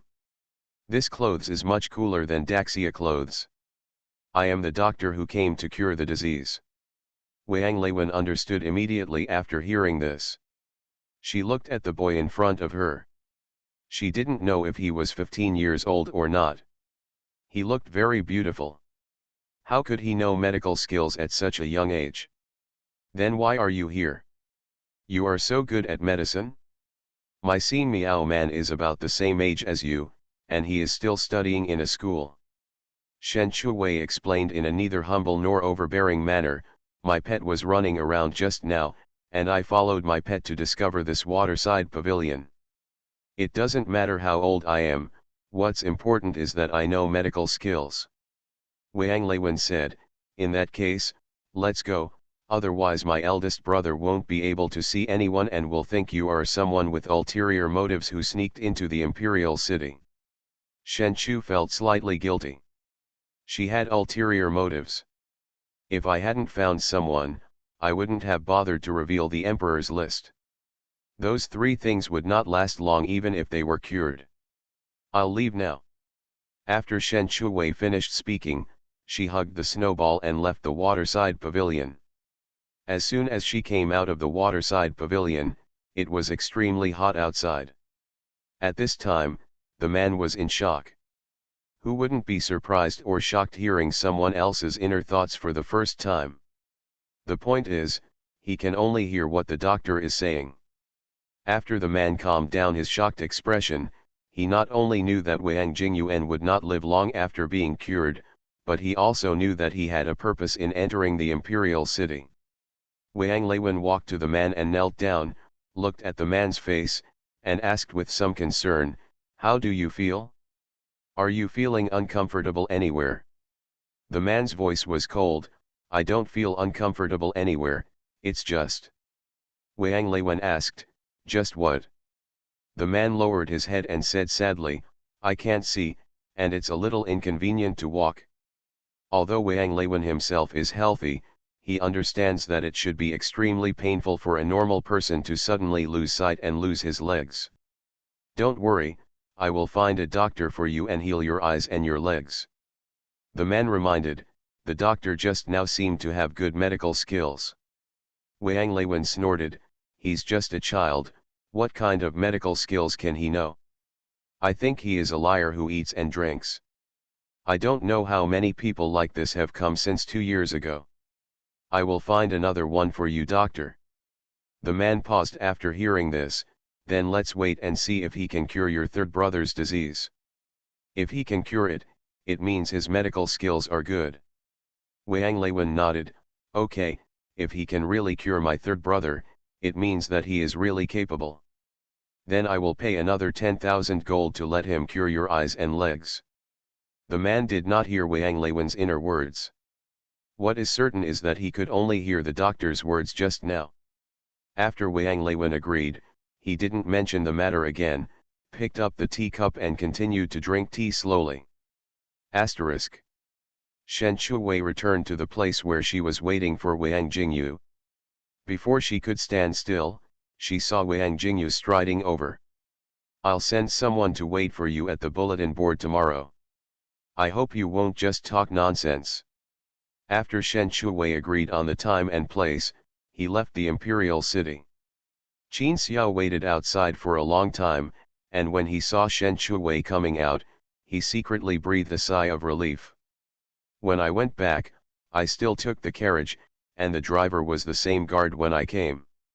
After getting on the carriage, Qin Xiao couldn't help but ask, how is master?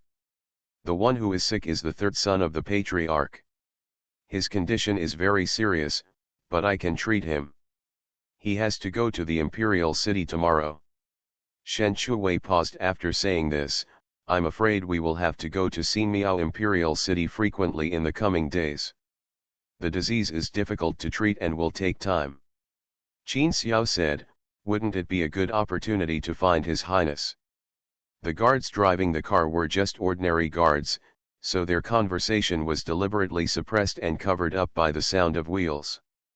Naturally, the guards could not hear anything. When we returned to the military camp, it was already dark, even later than the last time we came back. Xiao Jinyu, who had been busy all day, stood guard at the door of the camp, clutching his stomach and feeling extremely hungry. Yesterday, Xiao Jinyu discovered that Shen Shuwei could cook for himself, so he didn't eat dinner because he wanted to eat the food made by Shen Shuwei himself. As a result, Shen Shuwei came back later than yesterday. Xiao Jinyu was so hungry that he couldn't bear it anymore and started to protest crazily. Sun Xiaohu felt extremely distressed when he saw his master was so hungry. Master, can I ask the cook to give you some noodles to satisfy your stomach? When Xiao Jinyu thought of the noodles in the military camp, he immediately shook his head. It's not as delicious as the ones made by my sister-in-law. But hasn't the crown princess come back yet? Sun Xiaohu looked into the distance. Suddenly there was the sound of horse hoof beats, and Sun Xiaohu said excitedly, Master, Master, the princess is back, and the master is saved. Xiao Jinyu held on for his last breath and said, I'm finally back. After Shen Shuwei got off the horse, he threw the reins to Qin Xiao. When he saw two people standing at the door of the camp, he was stunned. King Yu. Sun Xiaohu hurriedly stepped forward and said excitedly, Princess, please come back.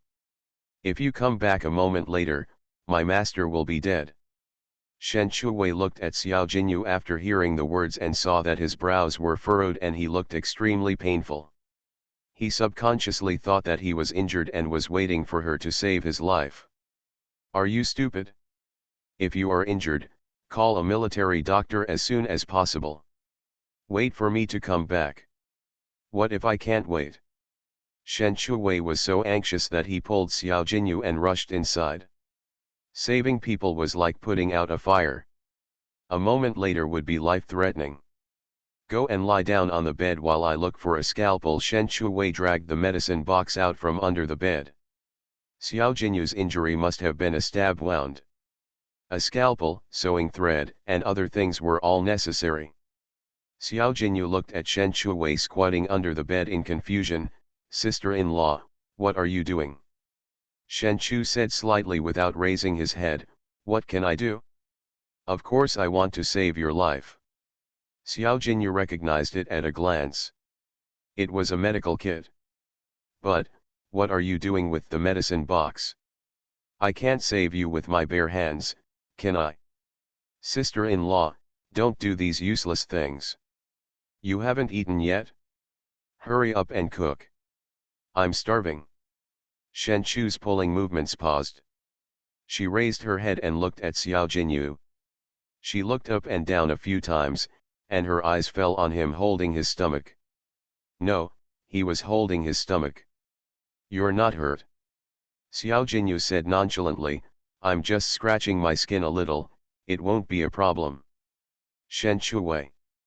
Finally, Shen Chuwei made 4 dishes and 1 soup, including minced eggplant and steamed meat powder. She hadn't eaten for a long time, so she made it because she was greedy. It was mainly for convenience. Qin Xiao didn't eat either, so Shen Chuwei called Qin Xiao over to eat together. Xiao Jinyu was so hungry that he ate 2 snacks and held on until Shen Chuwei brought the steaming meal to the table. 3 bowls of rice were brought to the table, and 1 was placed in front of the snow dumplings with a lot of meat on top. Xiao Jinyu was like the first child of a starving ghost at this time. He couldn't wait to eat it without waiting for Shen Chu to move his chopsticks. He smelled the aroma of the meat and put it into his mouth. He had never eaten steamed pork before, and he ate it 3 times in a row. Chunks. This time, Qin Xiao was unwilling to come to the table no matter what. Subordinates, you can just sit aside and eat. Qin Xiao took the bowl, picked up some vegetables, and sat aside. Shen Chuwei let him go. She picked up her chopsticks, picked up several pieces of steamed pork, put them into the bowl, and ate happily. Xiao Jinyu ate a bowl of rice to relieve his hunger, and couldn't help but praise, Sister-in-law, I found that the prince's brother married you, which is really a blessing he has cultivated in 8 lifetimes. Shen Chu puffed out his cheeks slightly and asked, why do you say that? Xiao Jinyu sighed, your cooking is so delicious.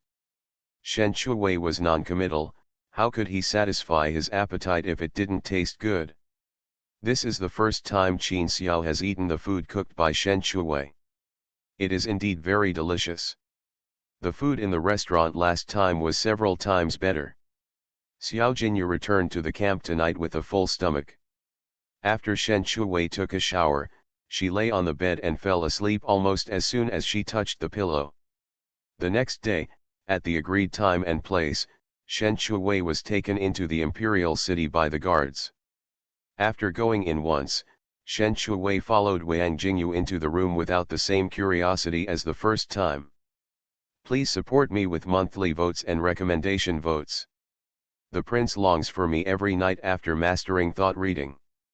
Author, Gongzi Yun Si. Chapter 490.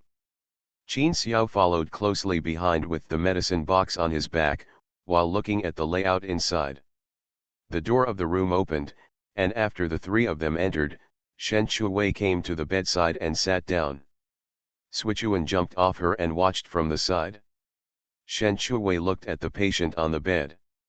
She didn't look carefully yesterday, but today she found that the patient didn't seem to be very old, about 23 years old. He looked 50% similar to Wang Jingyu, with very delicate features, but his face was too pale, without a trace of lip color, and it was obvious that he was seriously ill. Judging from the pulse yesterday, the situation was not optimistic. Xiao Qin, take out all the things. When they went out, they changed their names. She was the name, and Qin Xiao was Xiao Qin. Before going out, Shen Chuwei had given instructions and introduced the things in the medicine box, as well as the medical tools and medicines to be used today. Qin Xiao opened the medicine box neatly and took out the needle bag and medicine one by one. Shen Chuwei ordered again, unbutton his clothes. Qin Xiao stepped forward and neatly unbuttoned Wang Jingyuan's shirt. Shen Chuwei opened the needle bag, took out the silver needle, found the acupuncture point and inserted it. Wang Jingyu stood aside and watched. He didn't know any medical skills, and he was terrified, fearing that his brother would die with one needle. Be careful, if my 3rd brother gets into trouble, I will only ask you. Shen Chuwei didn't respond, She continued to find the acupuncture points. After the 32 silver needles in her hand were inserted into Wang Jingyuan's major acupuncture points, she took the disinfected dagger, took the patient's hand, and cut all 5 fingertips. However, Wang Jingyu was frightened by the knife, and hurried forward to stop him, but was stopped by Qin Xiao first. Not afraid of Wang Jingyu's sharp eyes, "My son is saving people, you can't disturb him." When Wang Jingyu wanted to push Qin Xiao away, Shen Shuwei had already picked up the patient's other hand and did the same, also cutting 5 fingertips. Wang Jingyu was immediately furious when he saw it. "Why did you hurt my third brother?" Shen Shuwei said without turning his head, "Let the blood flow out." Wang Jingyu was not a doctor, so he naturally didn't know what letting the blood flow out meant. He was shocked when he saw dark red blood flowing out of his third brother's finger. Shen Shuwei picked up the medicine bag that had been prepared in advance and handed it to Wang Jingyu. "This is the medicine, boil 1 bowl of water with 3 bowls of water." "Okay, I'll have someone boil it right away." Wang Jingyu strode out with the medicine bag. Shen Shuwei looked down at the patient's finger. The blood flowed very quickly when it was cut, but it was only for a moment, and then it was as slow as a drop of water. After about an incense stick of time, Shen Shuwei took the needle and began to disinfect and bandage one by one. The medicine was also boiled at this time, and Wang Jingyu picked up his third brother and began to feed him the medicine. It is extremely difficult to feed medicine to a person in a coma. It took a long time. Half of it was fed in, and the remaining half was spilled. After feeding the medicine, Wang Jingyu asked Dr. Shen, "When will my third brother wake up?" Shen Shuwei replied, 3 days later, he will need acupuncture for 3 days, and the course of treatment will be changed after 3 days. Wang Jingyu looked down at his third brother on the bed. His face was still very pale. He had been in a coma for so long, and it would be a happy thing if he woke up in 3 days. "Well, if he doesn't wake up in 3 days, don't blame me for being rude." Shen Shuwei smiled lightly, "Just wait and see in 3 days." As the son of the clan leader, Wang Jingyu still knows the etiquette of hospitality, not to mention that the other party is a doctor, so he still has to be polite before the result comes out. "It's lunch time now, I'll ask someone to take you to eat." When Shen Shuwei heard about lunch, she was a little curious about the food of the Xin Miao people, and she readily agreed, "Okay." Wang Jingyu found that Dr. Shen seemed very happy to hear about lunch. Could it be that he was too poor to eat? It was rare that he was kind enough to ask someone to prepare some more meat so that Dr. Shen could eat enough. Shen Shuwei carried Sichuan and followed the maid to the restaurant. The restaurant was very close to the garden. The sound of water could be heard. It was very close to the artificial lake. There were 4 dishes and 1 soup on the table. One of the dishes was wrapped in banana leaves, which looked a bit like zongzi. Shen Shuwei asked Qin Xiao to sit down together. The maid brought 2 bowls and a large bowl of rice. Shen Shuwei asked for another bowl and prepared food for Sichuan first, adding a few more pieces of meat. The maids looked at each other in surprise. Shen Shuwei first took the zongzi-like food. After opening it, the aroma was fragrant. There was meat inside, and the taste was okay. Although Qin Xiao was a rough man, he was quite polite when eating at the table. Maybe he was a little restrained in an unfamiliar place. After lunch, Wang Jingyu asked the guards to send Dr. Shen back. When they returned to the town of Guise, Shen Shuwei got off the carriage and was about to leave when he was stopped by the guards. "Dr. Shen, please prescribe medicine for my illness. The price is negotiable." Shen Shuwei looked at the guard up and down. He didn't look like a rich man. "You can prescribe medicine. The consultation fee plus the medicine fee is a certain amount of silver." A certain amount of silver is already a high price for ordinary people. The guard hesitated a little after hearing this. A certain amount of silver was half a year's income, but thinking of his illness, he gritted his teeth and gave it. Shen Shuwei took the silver, took out several packets of medicine from the medicine box and gave them to the guard, and told him how to take it. After thanking him, the guard drove the carriage away. On the third day, Shen Shuwei came to the imperial city as promised and gave Wang Jingyu an acupuncture to release blood stasis. This time it was obviously much slower than the previous 2 times. It is not an exaggeration to say that it is a turtle crawling speed. When the time came, Shen Shuwei took out the needle and bandaged the wound. Wang Jingyu kept watching and became a little impatient when he saw that his brother had not yet woken up. "Dr. Shen, won't you, my third brother, wake up on the third day? Why haven't you woke up yet?" Shen Chu pointed slightly. "Isn't he awake now?" Wang Jingyu retracted his gaze and looked at the bed. He found no symptoms at first glance, but when he looked at the second and third eyes, he found that his brother's eyes were moving. He stepped forward excitedly and grabbed his brother's hand. "Third brother, wake up." After calling several times but not seeing his brother open his eyes, he looked at Dr. Shen angrily. "Is my brother awake?" Shen Shuwei looked at the grumpy Wang Jingyu and said faintly, "He is very weak now. He is taking a rest after drinking the medicine. He will definitely wake up and speak before night." Wang Jingyu gritted his teeth and said, "How do I know you are fooling me? Today, you must wait until my brother wakes up before you can go back." Shen Shuwei shrugged helplessly. "As long as you take care of the food, staying overnight is not a problem. Oh, by the way, it's even better if you can take care of the midnight snacks." Wang Jingyu. Shen Shuwei was placed in the guest room. The guest room had a good environment and a garden in front. Seeing the maid, she took the initiative to ask, "Miss, please bring some pastries and make a pot of loose tea." Shen Shuwei was wearing men's clothes. He looked very handsome, and his voice made the maid blush. "Master, please wait a moment, I will go and prepare now." Shen Chu slightly arched his eyebrows and said, "Thank you, young lady." The maid blushed and went to prepare cakes and tea. Shen Shuwei placed Xuetuan on the table and rubbed Xuetuan's hairy head. At this time, the maid brought pastries and tea and placed them in front of Dr. Shen, then she left with a blushing face. Shen Shuwei picked up a piece of pastry. It didn't look as good as the fruit. She took a bite and found that it tasted okay. She picked up a piece and handed it to Xuetuan. "I heard that if you use your brain too much, it's better to eat something sweet.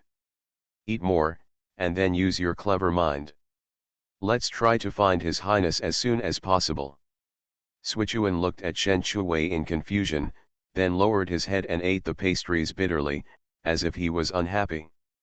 Qin Xiao. Expecting a cat to find His Highness. After Sichuan finished eating the pastries, he jumped down from the table, turned around and ran away. Shen Shuwei took a few sips of tea while holding the teacup, and then saw Xuetuan running away. "You've only been out for a few days and you're already running wild." Shen Shuwei was about to stand up and chase after her when she saw Xuetuan running back in despair. Just when she was wondering, she saw several guards walking in from outside. "It turns out you came back from the traffic jam." Qin Xiao stood up and stood in front of Shen Shuwei. His duty was to protect Shen Shuwei. Shen Chu glanced at the guard slightly. "Is something wrong?" The captain of the guard said expressionlessly, "My master asked Dr. Shen to go there." Shen Shuwei. "With such a big battle, I thought something happened to Wang Jingyuan." Shen Shuwei picked up Xuetuan and followed the guards to see Wang Jingyu. Wang Jingyu was in the patient's room. As soon as Shen Shuwei walked in, he heard Wang Jingyu's voice. As expected, the patient must have woken up. As soon as Shen Shuwei entered, Wang Jingyu said excitedly, "My brother is awake. Dr. Shen, come and take a look." Okay. When Shen Shuwei passed by, Wang Jingyu stood up and stepped aside to give way. After Shen Shuwei sat down, he checked the patient's pulse. Wang Jingyuan had already woken up and was chatting with his elder brother. He saw a young man sitting on the edge of the bed. He stared at that face for a long time, as if he was in disbelief. Shen Shuwei retracted his hand and smiled at the patient. You are still weak and unable to walk independently for the time being. At 10 o'clock tomorrow morning, you can go out in the sun for half an hour. By the way, wear sun protection. After Shen Shuwei finished speaking, she turned to look at Wang Jingyu. Did Mr. Wang hear this? Ah, Wang Jingyu was stunned for a moment, then nodded. I understand. Shen Shuwei stood up. Then I'll go back first and come back tomorrow. Wang Jingyu said, the place you live is too far away from the imperial city, and it's too troublesome to come and go. How do you feel about your temporary stay in the imperial city? Immediately, Wang Jingyu added, in charge of meals, and also in charge of supper. When Shen Shuwei heard that she was in charge of the meal, she readily agreed, okay, but I'm afraid my family will be worried, so I asked my assistant to go back and let me know and bring some change of clothes. Wang Jingyu agreed readily, that's no problem. I'll send someone to take him back. After Wang Jingyu was stunned for a long time, he felt that he must have been dazzled. How could it be her? After going out, Qin Xiao was a little worried. Master, I'm worried. Shen Chu patted Qin Xiao's shoulder slightly and said, don't worry and go back, I'm fine. Qin Xiao hesitated for a long time before nodding and leaving. Shen Shuwei returned to the guest room, finished dinner, and was about to take a rest when she saw a snowball wandering around the door and suddenly ran out. Shen Shuwei almost thought that Sichuan was fascinated by the beauty and lost his mind. She put on a coat and followed out. This area is full of guest rooms, each room has its own yard, and the guest rooms are near the artificial lake. She watched helplessly as Xuetuan ran into the yard 20 meters away. Shen Shuwei came to the yard and saw Xuetuan jumping into the arms of a stranger again, and that stranger was the one he saw 3 days ago. Under the light, the man's pale complexion was vaguely visible, as well as the gauze covering most of his face.